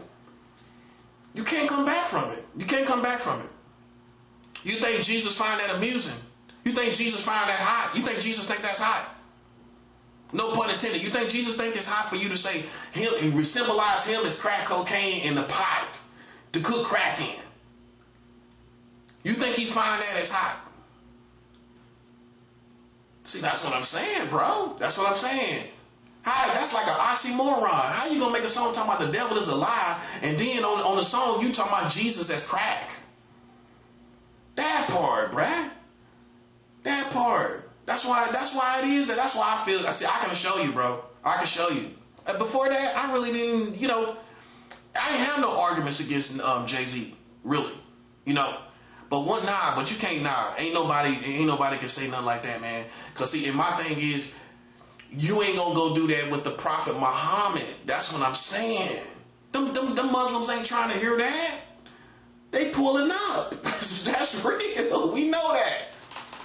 They pulling up. They ain't trying to hear nothing, bro. They gonna say, man, listen, man, you gotta scratch that. Talking about the Muhammad Prophet. They gonna come see you, buddy. They willing to die for that. That's real. And we know that. That's facts. That's why you see in hip hop, they very careful about what they say about Islam, ain't they? Yeah, you notice that? But they'll talk about Jesus, the Holy Ghost, speaking in tongues, everything. Pleading the blood of Jesus. I heard it all.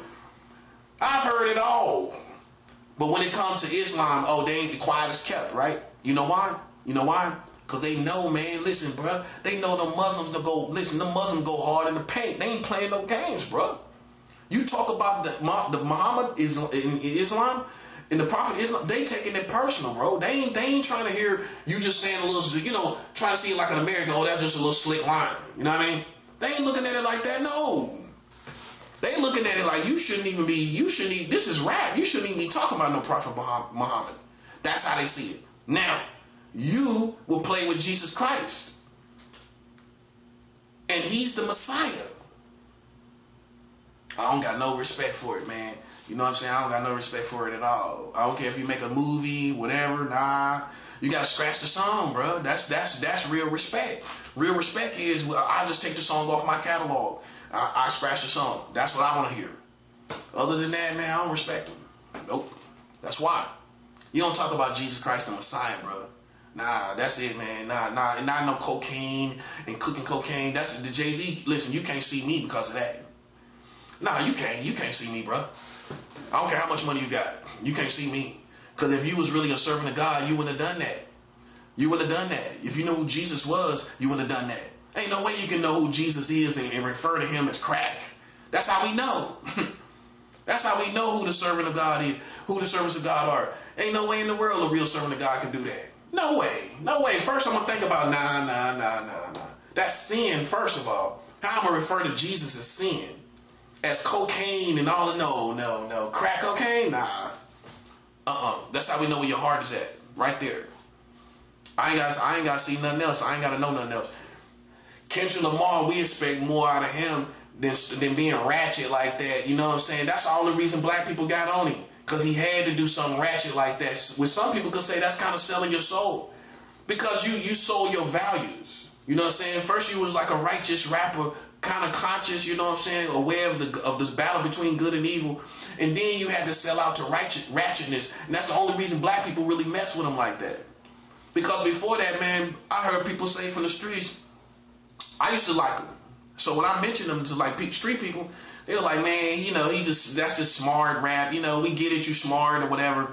They looked at his stuff, what he did is like smart rap. You know what I'm saying? But then when he got ratchet and get down and dirty, you know what I'm saying? Okay, boom. You got the Grammys, you got all of that. Cause you don't see the devil is crafty, bro. You don't sell your soul by just joining no groups. You can sell your soul by selling your morals. Selling your soul is basically selling your morals. Your particular specific morals. It's not the morals, your morals. The chess moves come against your own morals, right? Okay, so if I was already doing something, how I sell my soul? So if you see me out in the streets prostituting, how I sell my soul when I was already doing it? How am I lowering my morals when I'm with it? And I ain't do nothing to be really with it. Does that make sense? If you find somebody that's already doing something and then they get an opportunity from doing the same thing they was already doing, how are they selling their soul? Their morals they was already doing that. Selling your soul is when you don't do certain things, but then you do it for an opportunity.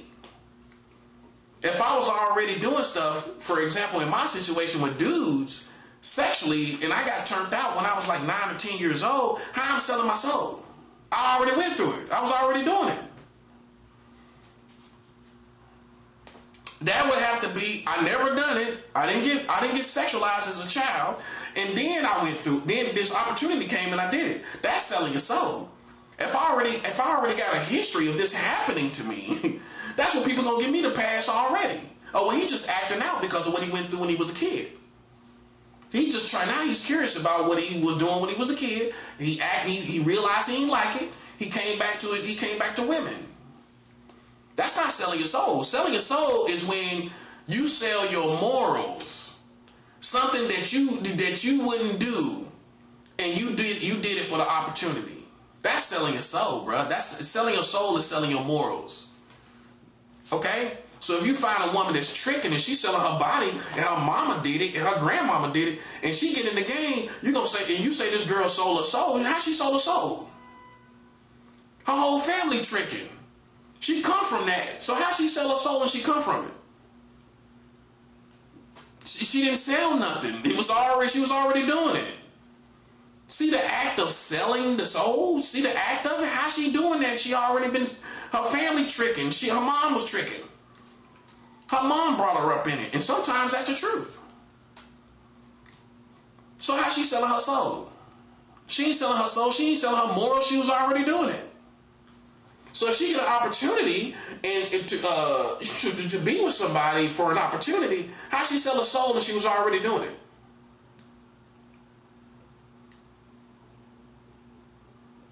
If that's the case, she already did it before the opportunity. Selling your soul is when you do something specifically, you have to be specific. Because for some people, it ain't selling their soul. They was already doing it. How they selling their soul? Some people so smart, they stupid. They was already doing it. How they selling their soul, brother? That's even saying, I'm just saying, you can even look at this. If you got Freemasons in your family, and then you become a Freemason for an opportunity, did you really sell your soul? And your family for Freemasons? I don't know. That's tricky.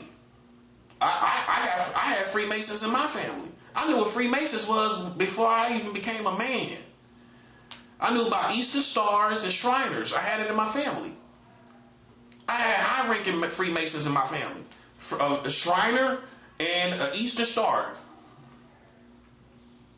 in my family. On my dad's side, I had a Shriner and an Eastern Star in my family. I knew what that was when I was a kid. So I'm not one of those ignorant people that don't know nothing about Shriners and Freemasons. I didn't know the term at the time with the Shriners, right? But my uncle was a Shriner. Okay? So that tells you. My uncle was a Shriner. My aunt was an Eastern Star. Okay, so I knew about that when I was a kid, man. I know all about that. They love to take pictures. You know what I'm saying? My grandma showed me all the pictures they used to take.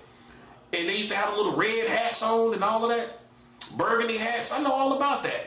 And I just asked my grandma, what's that? Oh, that's the my grandma said, oh, that's the Masons. That's how my grandmother put it.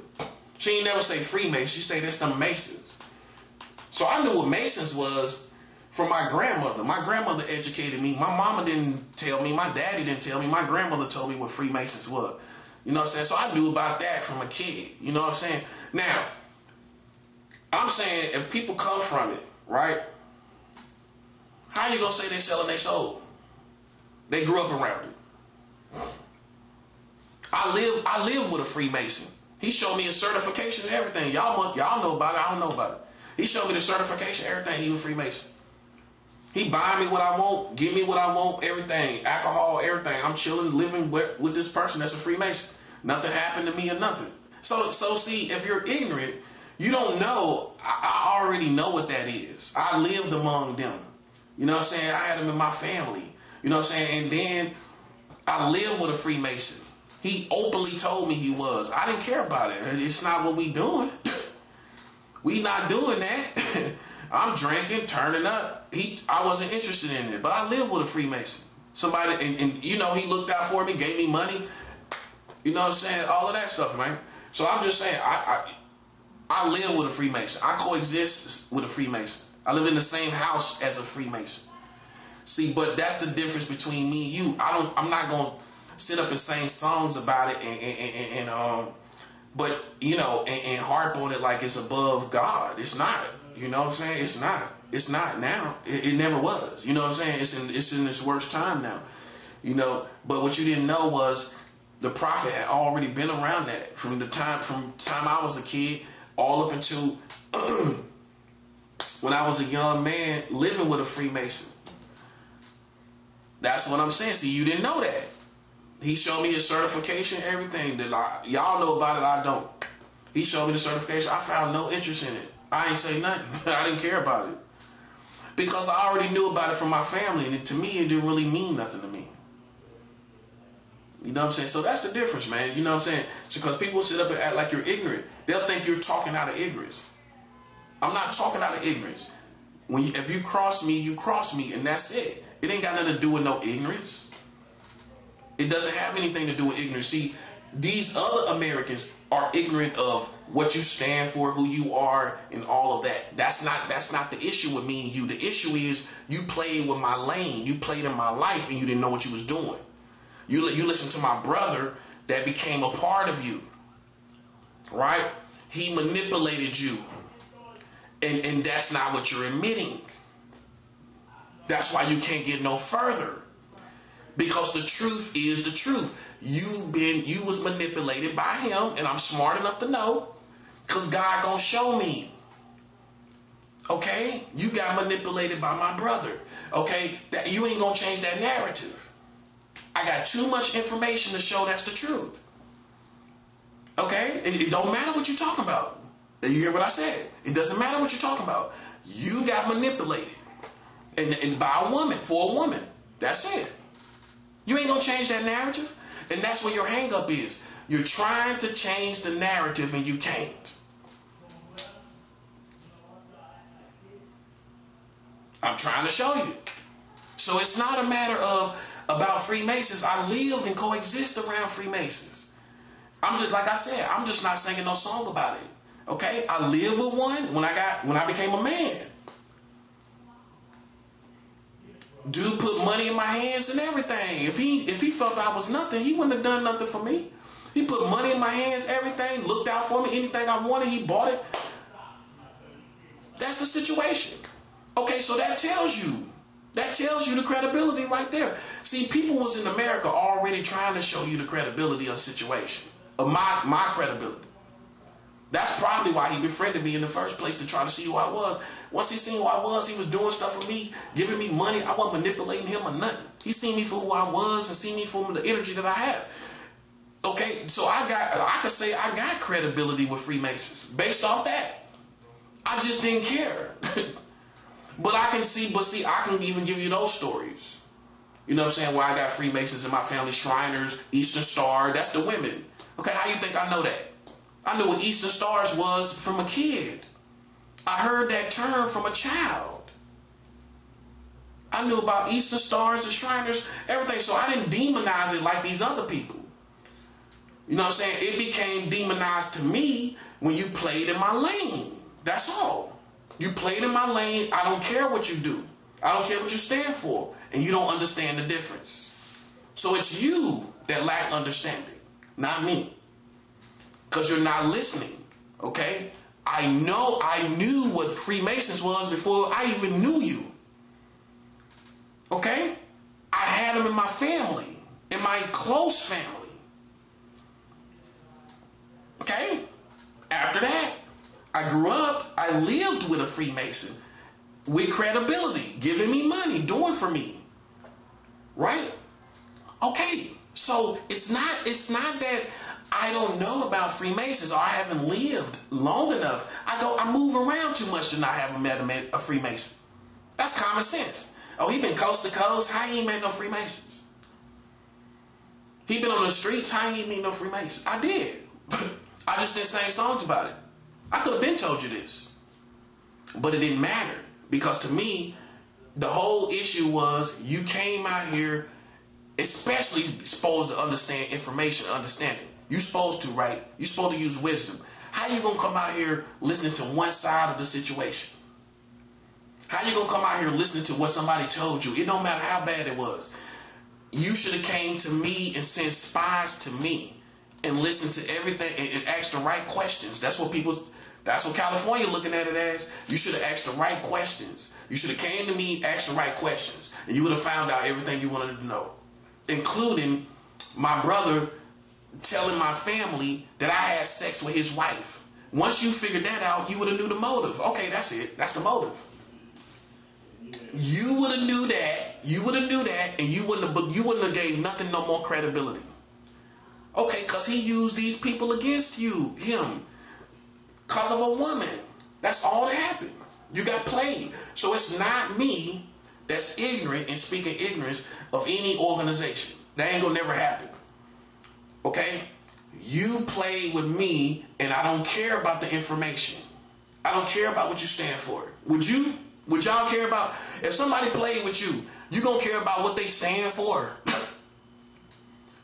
You not. You ain't gonna care about what they stand for if they play with you. You ain't gonna care nothing about it. If I'm a Christian and I come out here as a Christian and I play with you in the field and I use a whole bunch of Christians against you, let's just say it was me, right? And even though you grew up you heard Christians you've seen Christians in your family, which I know you got them in your family if you're black. Okay, let's say you live with a Christian like I did. Like I live with a Freemason, right? But then they played in your lane. They start playing with you. Let's say the Christians start playing with you and all this stuff, right? Then what you gonna think? Oh well, what you gonna allow people to think? Make people think? Oh, it's because they Christians and I don't like Christians, or does that matter? No, it's about what they done to you. You ain't trying to hear nothing about who they are as a people. You don't care.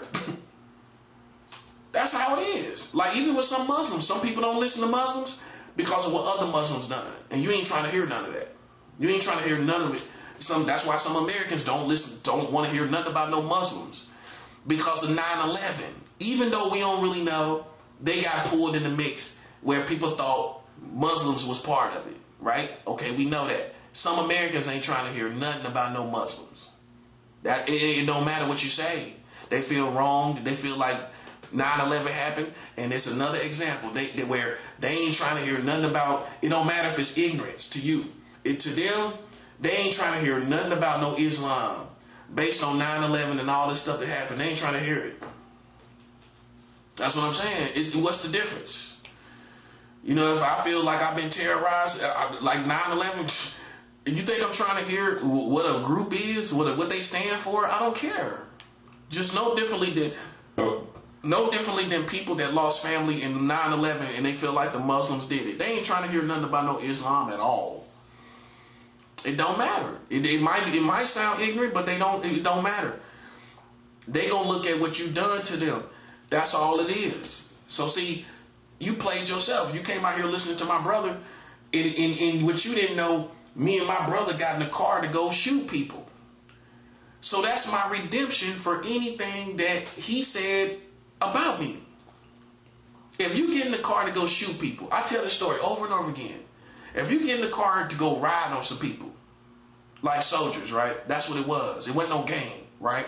Because this person that was the problem called my grandmother and talked to my grandmother on the phone. I felt very offended about that. That's why I got in the car. The dude had a problem with my brother. He ain't had no problem with me. I just rolled based on that and all the little stuff, the little extra stuff he was saying.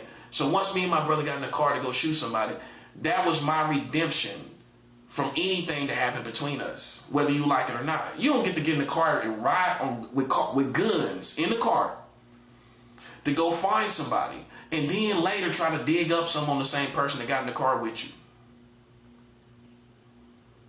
Life don't work like that. Ain't nobody gonna let you do that. Ain't nobody gonna hear about history of you getting, which I would have told you. And that would have been the redemption, right? If I would have told you me and my brother got in the car to shoot people, that's how close we was. That could have easily came up.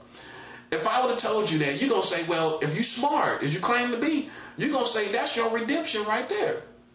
How y'all going to get in the car with each other?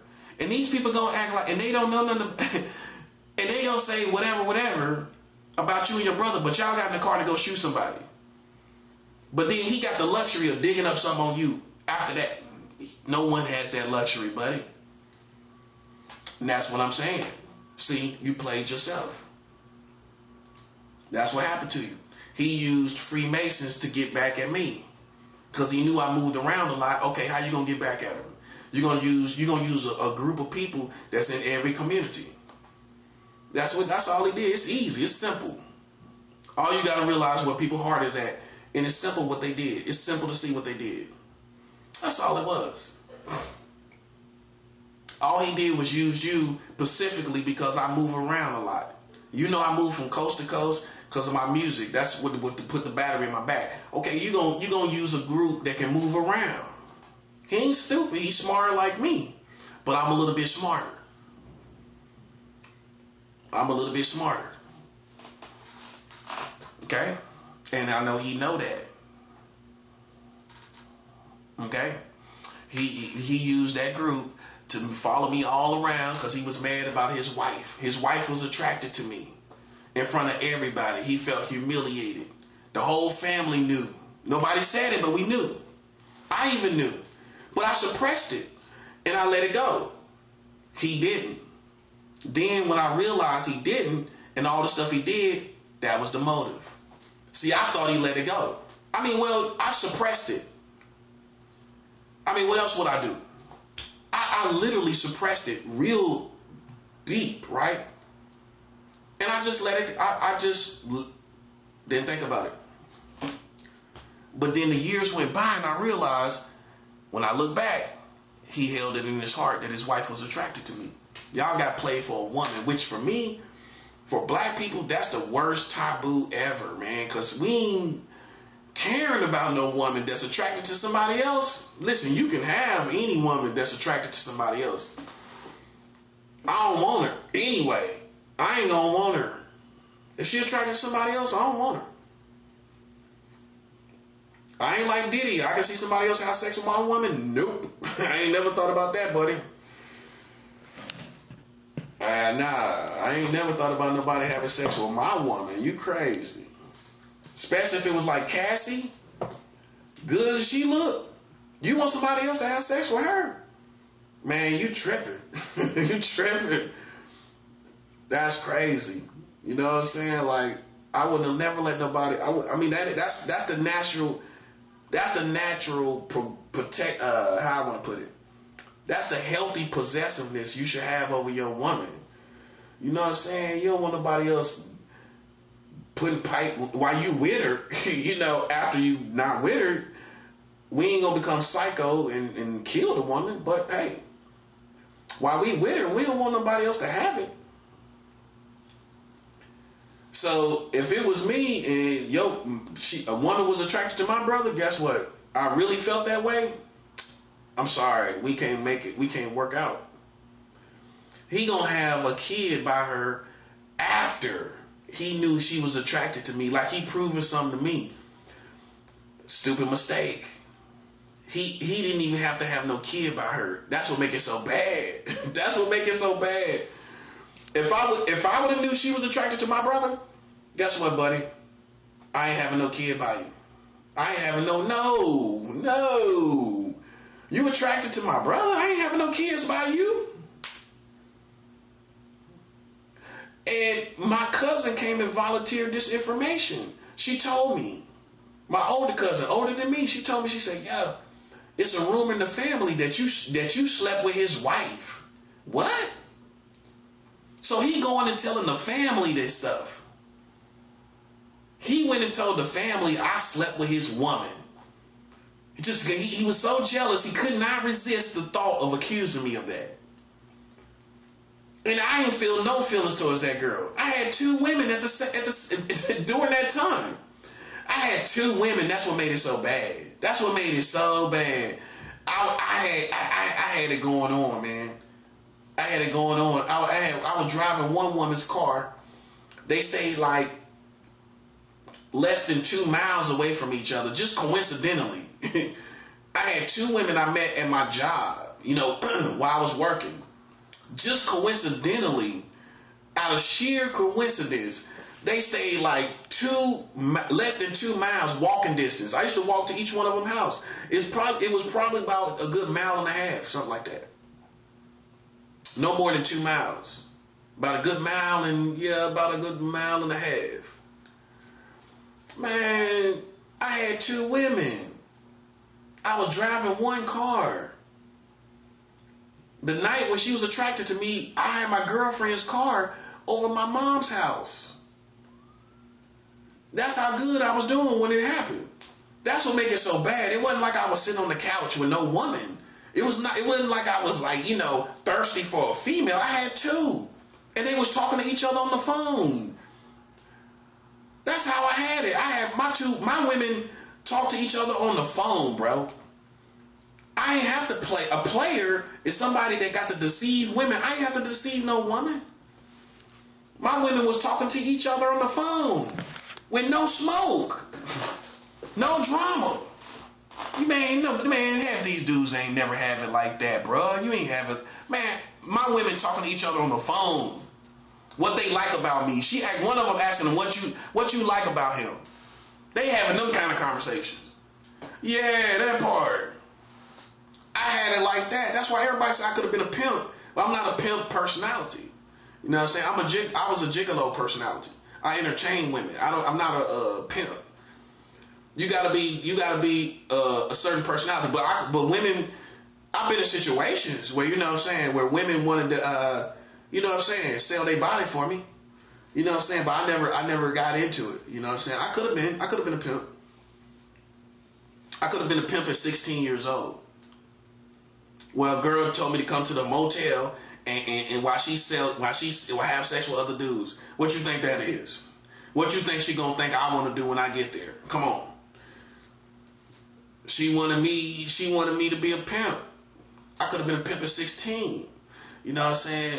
So that's not my lane. You know what I'm saying? That's not like, see, I can admit that. That's not who I am as a personality. I can do it, you know what I'm saying? But I wouldn't really enjoy that. I wouldn't enjoy being a pimp.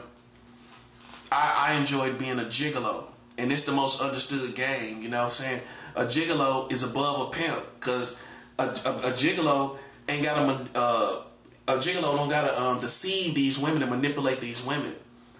That's why my karma ain't bad. People want it to be bad, but it ain't. I don't even got bad karma with women, because you decided, you did what you wanted to do. I'll let you do what you want to do. Ain't no trickery in it. We do what you want to do. I'm gonna entertain you. We gonna be cool. Whatever. A pimp gotta manipulate you in all kind of ways. Most of them. A gigolo, I'm an entertainer. You know what I'm saying? I'm gonna do what you want to do. Me and you gonna do what you want to do, not what I want to do. How I'm gonna get bad karma? I'll get bad karma spiritually from fornication and stuff like that. But just like where a woman just hates me, I don't really have nobody out there like that. I don't have no females that just hate me, because they understood they part too. That's what's gonna even it all out. You seen your part too. All right, okay. But see, that's the kind of man I was. So imagine me having 2 women and choosing to be with your woman. You know what I'm saying? Think about that, man. Come on. That's what made it so bad, how good I was doing at that time with females. That's what made it so bad. That's how you know it's the devil. You know what I'm saying? Because I could see if I was thirsty, I ain't had no woman, you know what I'm saying? At that time, even then, I still wouldn't be thinking about nobody else's woman, because I was a married man. I was divorced by the time he got that woman. So I already understood boundaries that people have as couples. I don't cross nobody's boundaries. As a man, I've been a married man myself, and I know how I felt about my woman. You know what I'm saying? So you ain't talking to somebody who won't understand boundaries. He didn't understand boundaries. In times where he crossed lines with my woman, oh yeah, he ain't gonna talk about that.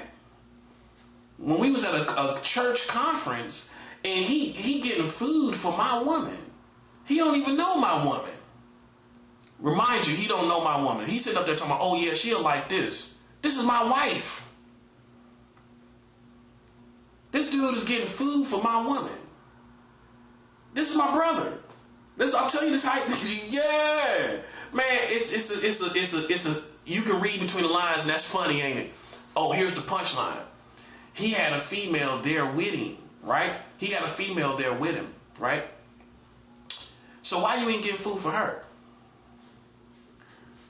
But he had to bring a girl, but they wasn't married. But he didn't want to be alone and look like that kind of corny stuff. He go, I'm a married man. You got to bring a woman that look like you got a woman. But y'all ain't married. But you supposed to be a Christian. So what's going on? Come on, man. So he have a little companion. Somebody. Look, bro. Look, man. He was getting food for my woman. I'm like, okay, I'll let that go. That was a red flag for most men. That's not normal.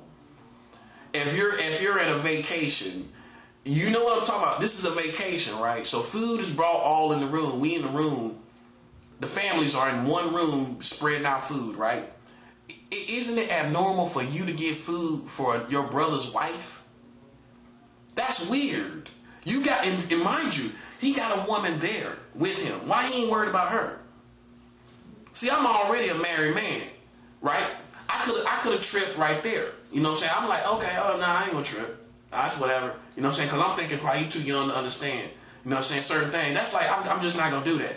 If I'm standing right there, her husband's right there, I would say, yo, here's some food for your wife. She might like this. I'm not going to get it up for her to give it to her right in front of the husband. That's weird, bro. That's weird. So we get to the conference and he can't make it work with his woman, right? She done ran off. No, this is at the church conference. The girl he was with done went off somewhere on her own. Wow, right? So he a third wheel with us.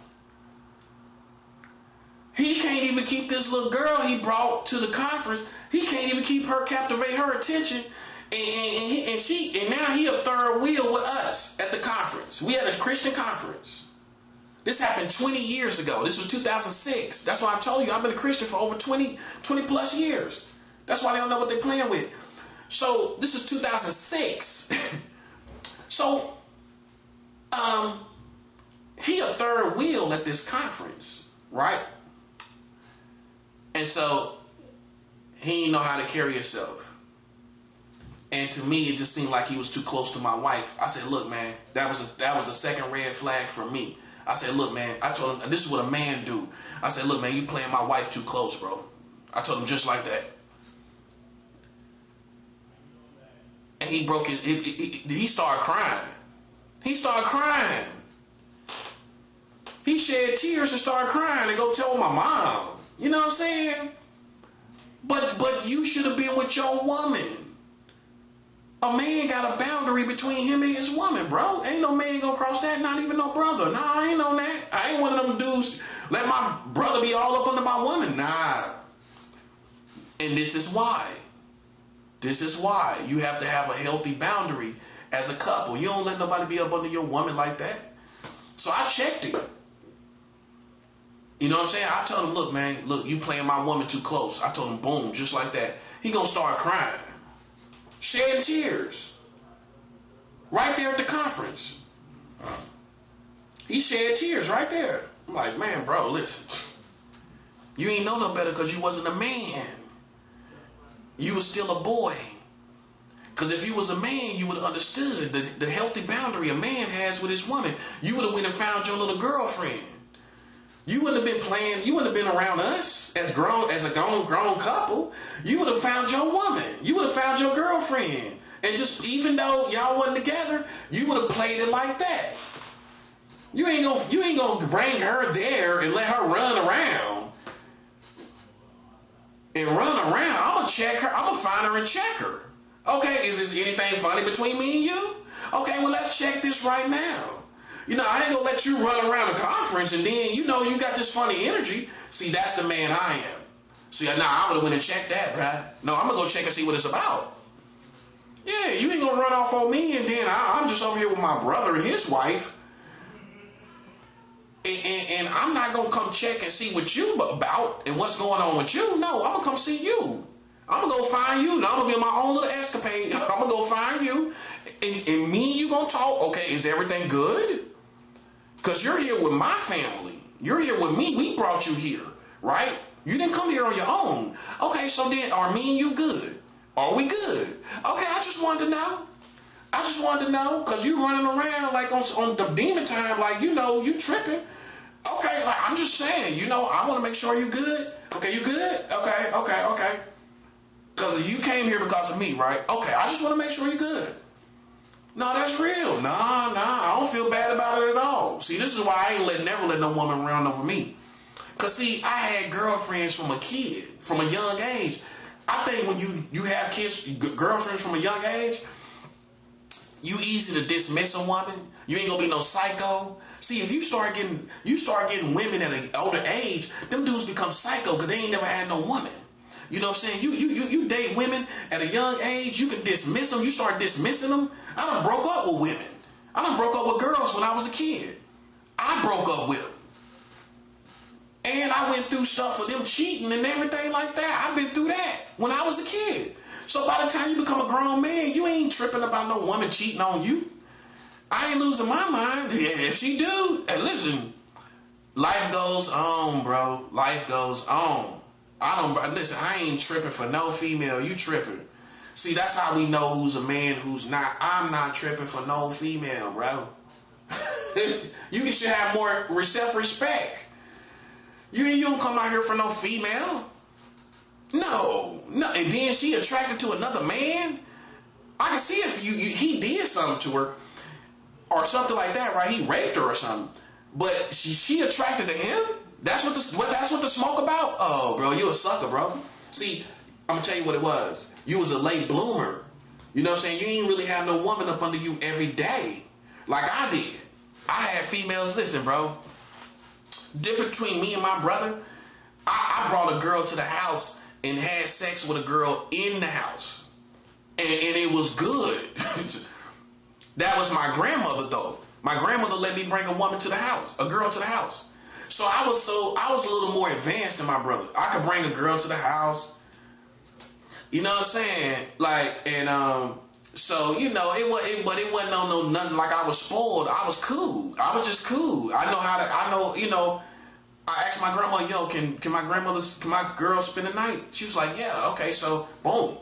See, my brother never had relaxed a girl in the house like that. And he was there. That's what I'm saying. My brother was there at my grandmother's house when I brought my girl over there. So he knew what type of dude I was, man. I offer him girls before. I offer him a woman before and everything. I offer him a woman. I offer him a female. This is when me and him went our separate ways. If I offer you a female and you don't have sex with her, you mean you two different animals, bro. That's the truth. That's the crossroads between me and my brother. I offer him a woman. He ain't want to have sex with her. Me and you ain't really brothers like that. Nah. That's why. That's what happened.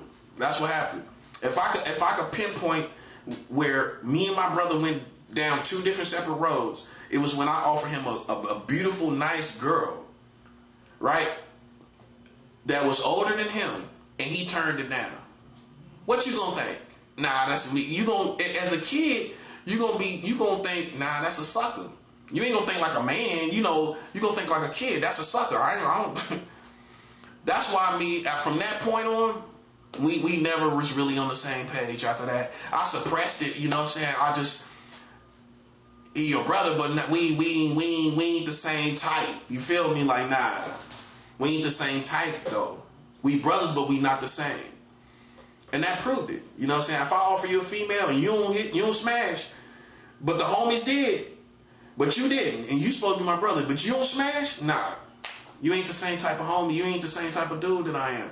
You know what I'm saying? So for me, I don't handcuff these females. I let them do what they do. I let the team smash. Right? That's how I used to be. You know what I'm saying? And so, but that type of dude, he'll get hung up on a female and lose his whole mind because you was a late bloomer. You ain't never had sex with none of these females, but you had chances to, but you never did. You never had girlfriends. The girls was around you wanted to be with me. And he know that. He had girls at his school wanting to holler at me, looking over him and hollering at me. Now think about how he felt. Like, why they can't talk to me? They saying, yo, hook me up with your brother. That kind of stuff. So I had that kind of situation going on where girls from his school liked me. And where I'm getting their number and everything and they ain't even think about him. See, he ain't gonna tell you that. I done got numbers from girls from him. He done gave me girls' numbers. Girls that wanted to talk to me that was looking at him and say, yo, hook me up with your brother. Good looking girls too. Good looking girl, man. Real good looking girl. And you know, the kind you regret. That you ain't that kind. You know what I'm saying? Like, so you know, when you live a full life as a boy to a man, you know, and you live normal, you know, it just you know, it brings a different breed, it brings a different type of person. That's why when he got a woman, then he changed. Because now he know what it is to have a woman. Now you finally know why dudes like to have sex, right? But he didn't figure this out really until he was in his 20s, mid to late 20s. So then once that woman was attracted to me, you see what happened? Now you finally see what a woman is. But then she likes your brother because your brother just reeks of women. I was with two women when I was around them. So I'm just like fun. I'm not a married man. I already divorced my wife at that point. So I'm just playing the field. You know what I'm saying? It ain't that I wasn't married before. But now I'm divorced. I divorced my wife. She ain't divorced me. I'm a real man. I divorced her. She ain't divorced me. I divorced her. It's a big difference. It leaves a different taste in your mouth. Hey, when you divorce a woman, it leaves a different taste in your mouth, bro. I ain't get divorced by her. I divorced her because I ain't wasting no more time. I wasn't wasting no time with no females. We got 2 apartments together. We both was working. It was no excuse. We both were driving, everything. Independent. She couldn't appreciate it. Now, last time I heard, she was living with a mother. You know what I'm saying? Me and her had a place to live together. And she walked away from that. I divorced her after that. Come to find out, she on a crazy check, getting a crazy check, so that's what was wrong with her. I didn't know. That's how I messed up my life. Marrying a crazy girl. They're literally getting a crazy check. You know what I'm saying? That's what happened. She told me herself. She on a crazy check, everything. So I don't know. Maybe she is still, maybe she's not. I don't know. But the last I heard, my ex-wife was on a crazy check, living with a mother. So see, I dismiss me when something ain't right. Listen, buddy, I dismiss. I tell you one thing. Even though I didn't know she was mental, I dismissed her. You know what I'm saying? I divorced her, dismissed her. That was it. I moved on with my life. That's what you do. I got the best job of my life right after that. I started working at the hospital, seeing all these nice nurses and beautiful women and everything. I forgot about her. I left her behind real good, buddy. All them women I was around, it was the perfect job to make me get over my ex-wife. Because I seen all them nice, cultured, good women. You know what I'm saying? Fresh, clean. Know what I'm saying? I was running around there working, smelling good, getting my hair done, everything. Getting my hair braided. I had my long hair. Looking good, getting money. You know what I'm saying? I got over her so good when I worked at the hospital, it wasn't even funny. That's what you do. You throw yourself into another job. After my divorce, I got me another job, man. I seen all these women and everything. Man, listen, that's the funniest thing about it. I did not take too much time thinking about her. You know what I'm saying? I really didn't. Once I started working at the hospital, that was it. I got over her real good. Because I seen all those beautiful women. All these nice, beautiful women and everything, chilling. You know what I'm saying? Man, that's only the strong survive, man. That's how the best men That's how we are. We got these war stories with these females. You got to divorce these women and move on. You don't have no kid after a woman after she attracted to your brother. That's stupid. Then you gonna blame me for it. You gonna blame me for it. Listen, I keep it two player. You know what I mean? And I'm not saying that in a promiscuous way, but you know what I mean? I just keep it two player to be played by these females like you. You know what I'm saying? If they don't like you, and they don't love you, and they love your brother, listen, that's how you figure it out. You weed them out like that. If just like a female, if she bring you around her hot sister and you attracted to her hot sister, it's over. It's over. You like my sister. You ain't passed the last test. If you love me more than my hot sister, because I know she look better than me, right? She's more voluptuous. She's more this, more that.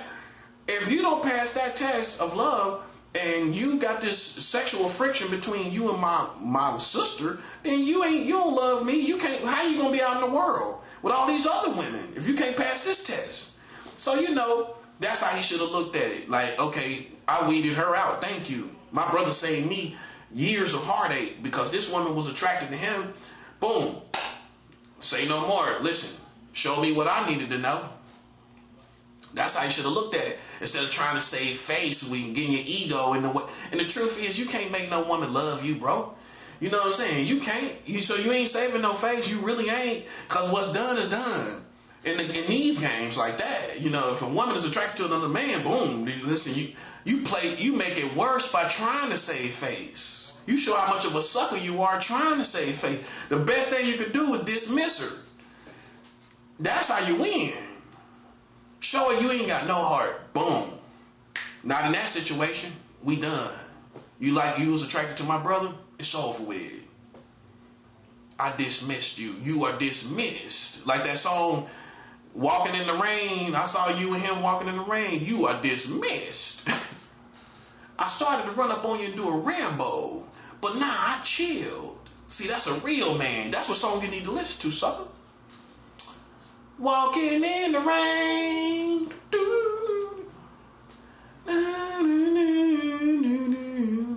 You'll never be the same. I saw you and him. You gotta listen, bro. You gotta see in the real world, buddy. This is what real men are made of. Ain't no way you can go through the whole world without your heart being stepped on by these females. You know what I'm saying? And see, that's how we find out who the real men are. They got these war stories. You can't make me no man child, buddy. I done weathered these women. Yeah, I got these war stories, buddy. Listen, that a real man know about. Yeah, I ain't falling no sucker, no victim to these females, to these hoes out here. You know what I'm saying? If they like somebody else, they want to have sex with somebody else, guess what? I'm pretty sure, being the nice, sweet nature of species that women is, I can find me another one that's nice and sweet and just as good as you. I guarantee I can. I done seen it happen. See, when you live long enough, you see that you find you another woman just as good, just as bad, just as good as she is, if not better. That's life. You know what I'm saying? You don't sit up and destroy yourself over nobody. No.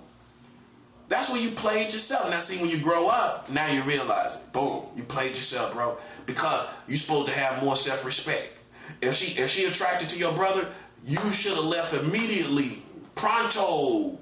You should have told her mom and them you could have exposed her. Ain't nothing wrong with that. Yeah, she's attracted to my brother. I don't want her no more. He ain't had no kids by her. You could have walked away unscathed.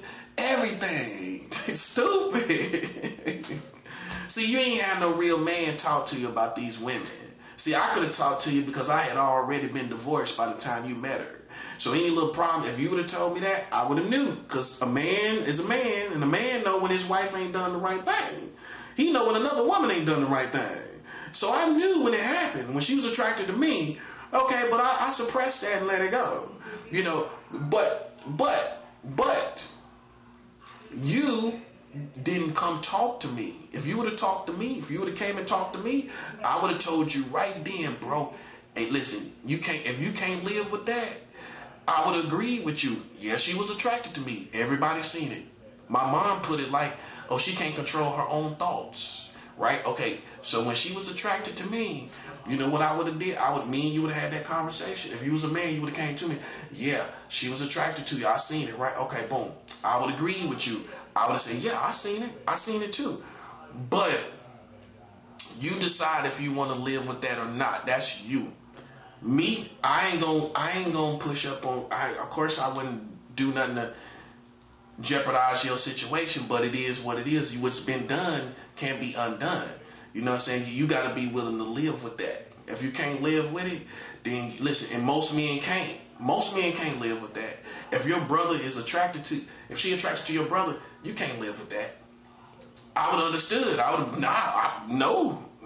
You can't. You can't have her still after that happens and still be and see straight and see things straight. No, you can't do it. Now you see that you tried to do it. You can't do it. You can't do it. You got to move on. And that's facts. God knows that's what happened. You know what I'm saying? That's why I don't let people tell me about my stories and my situations.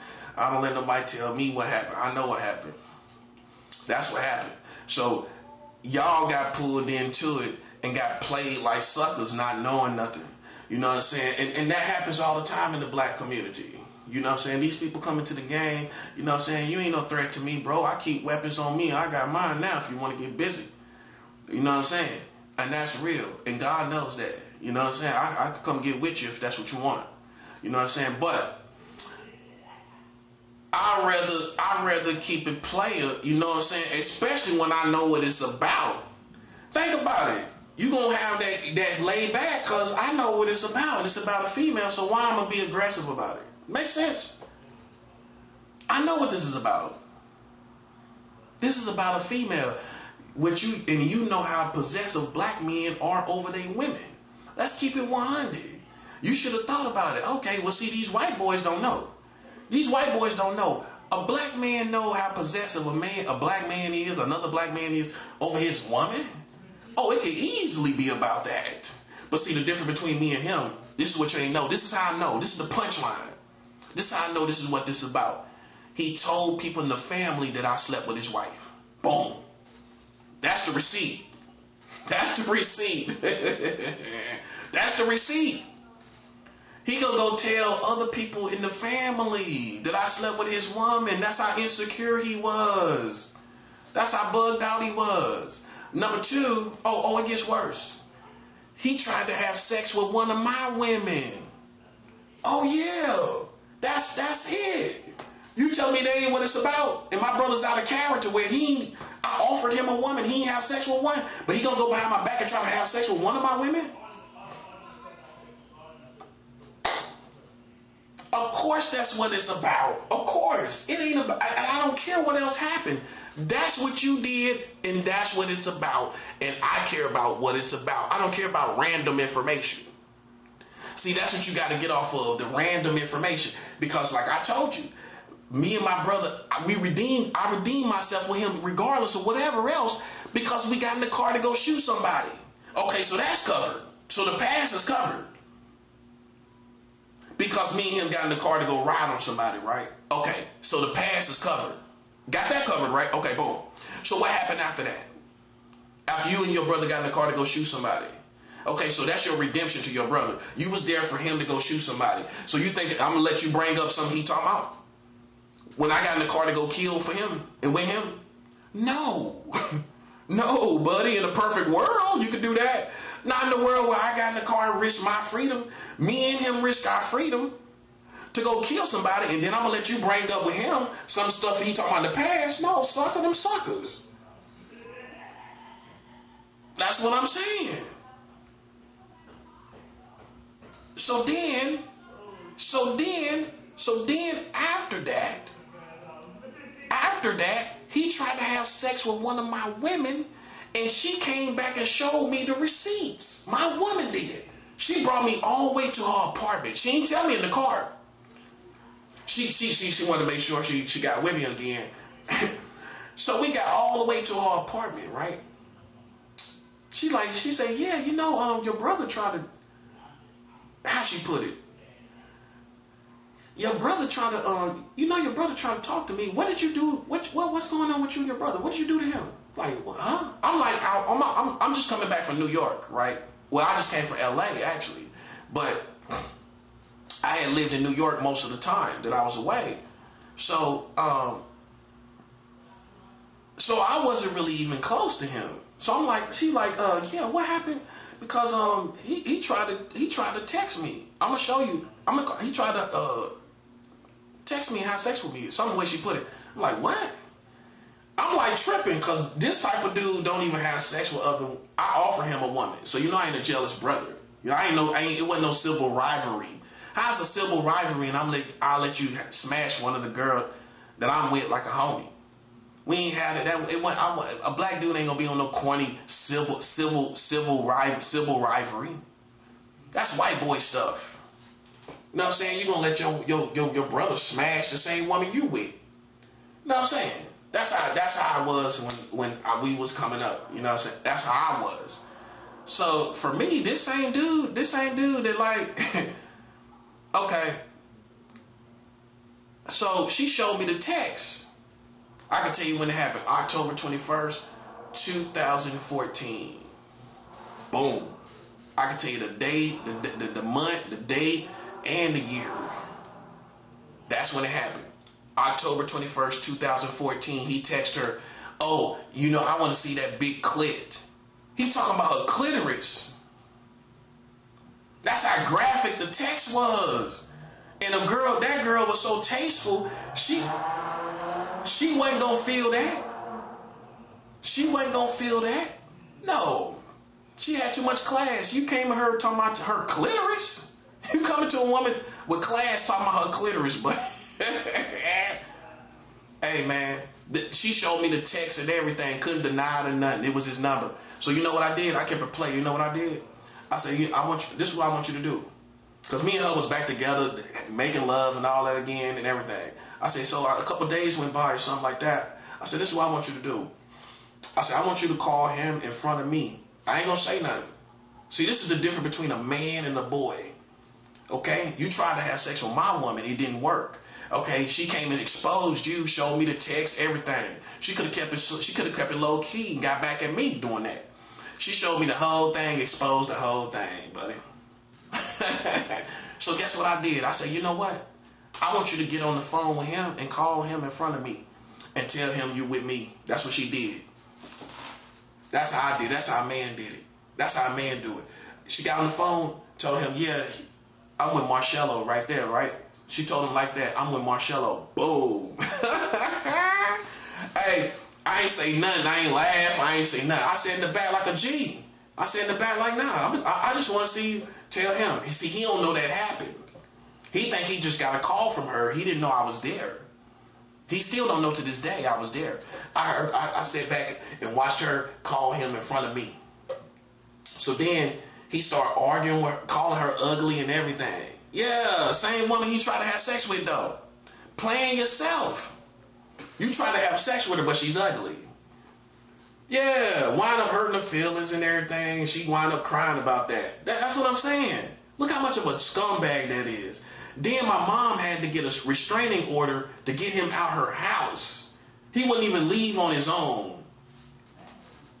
He had to get... Then he put hands on my mom too. He pushed and shoved her. My mom told me. He put hands on my mom. They had to get a restraining order to get him out the house. He owed my mom money and went and bought his wife that he used to be with clothes. My mom told me. Sucker for these women. You owe your mom money and you gonna go buy her clothes? I can see if you needed food for the house. You gonna go buy her clothes? You a trick. That's what you are. You tricking off. That's called tricking off. I ain't never tricked off with that kind of reputation. My own mother know I'm tricking off on a female when I owe her money. You know what I'm saying? That's what type of dude you listen to, whether you like it or not. That's what type of dude you listen to, and you ain't gonna change that narrative. That's straight from my mom, bro. She said it. She said all that information. I ain't making this up. She told me, because I'm the out-of-town brother. I know all, I'm gonna know about everything. She told me about that. Yeah, she had to get a restraining order to get him out the house, all that kind of stuff.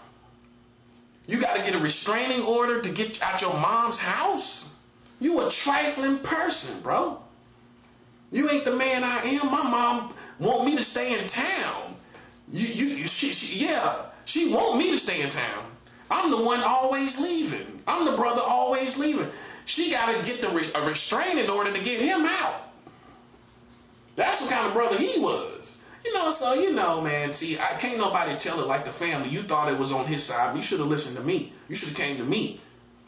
I'ma all make it all make sense. You know what I'm saying? See, y'all got played. You know what I'm saying?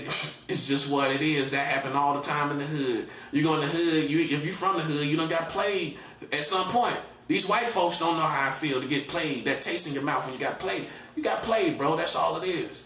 And y'all ain't gonna change that narrative. If you're a black man, you're a black woman, you know what it is to get played. This ain't no different situation. You got played, bro. That's all it is to it. And you ain't gonna make it fit. You ain't gonna make me out to be no weirdo or none of that. You can tell by my stories and how I carry myself. You can see how I am. You got played, and that's all it is to it. All you're doing is making it worse for yourself. Okay? That's all it is. It's pain. It's poison. You get played like that. But hey, I don't feel sorry for you, because you should have came and asked me before you sent things out at me. You should have came to me before you came at me. You know what I'm saying? If you would have found out all this information, I would have had enough information. You would have found it out, and you wouldn't have been in this situation. So, that's why I don't feel sorry for you. Because you shouldn't have came out here like a clown based on what you heard from another clown. Especially if I'm keeping 100, especially if he's black. You know how ignorant people are.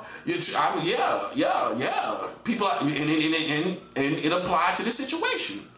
It applied to this situation. Ignorance, arrogance, ego, all this ratchetness. It applied to the situation. You should have came to me. I would have told you what it was. I would have told you the whole situation. I'm the older brother. How I'm gonna be wrong? That's the movies. You gonna catch me slipping as the older brother. You know what I'm saying? That's the movies. That's some stuff you see in the movie. In real life, the older brother is always going to be stronger, more sharper, and everything, and tell you exactly what happened. I'm going to be able to see him better than he can see me. I'm older than him. You know what I'm saying? I'm going to see him better. You know what I'm saying? That's what happened. He ain't even halfway like these women. You know what I'm saying? When we was younger. Then he got older and found one, and she was attracted to me, and it broke his heart. That's all it was. Put yourself in his shoes. He ain't find no woman. He ain't have no woman, and then he finally found one, and she was attracted to me. It messed him up. I can see how it happened. But you don't. But you say you don't make other people suffer for it. You don't. You maintain your manhood. You don't let no woman pull you. Everybody see you out here for a female. That's against black culture in itself. You don't play yourself like that. Another black woman would tell you that. No, buddy, you pick yourself up. If she attracted to your brother, you move on. You don't come out here starting no problems about that, like some corny white boy stuff. Like this is a crime of passion or something. That's that white boy stuff. I ain't coming out here playing myself with no female. No, it's not gonna happen. It's not gonna happen. See, so that's the story of that boy right there. You know what I'm saying? And you or him ain't gonna change no narratives. That's what it is, bro. That's how it is.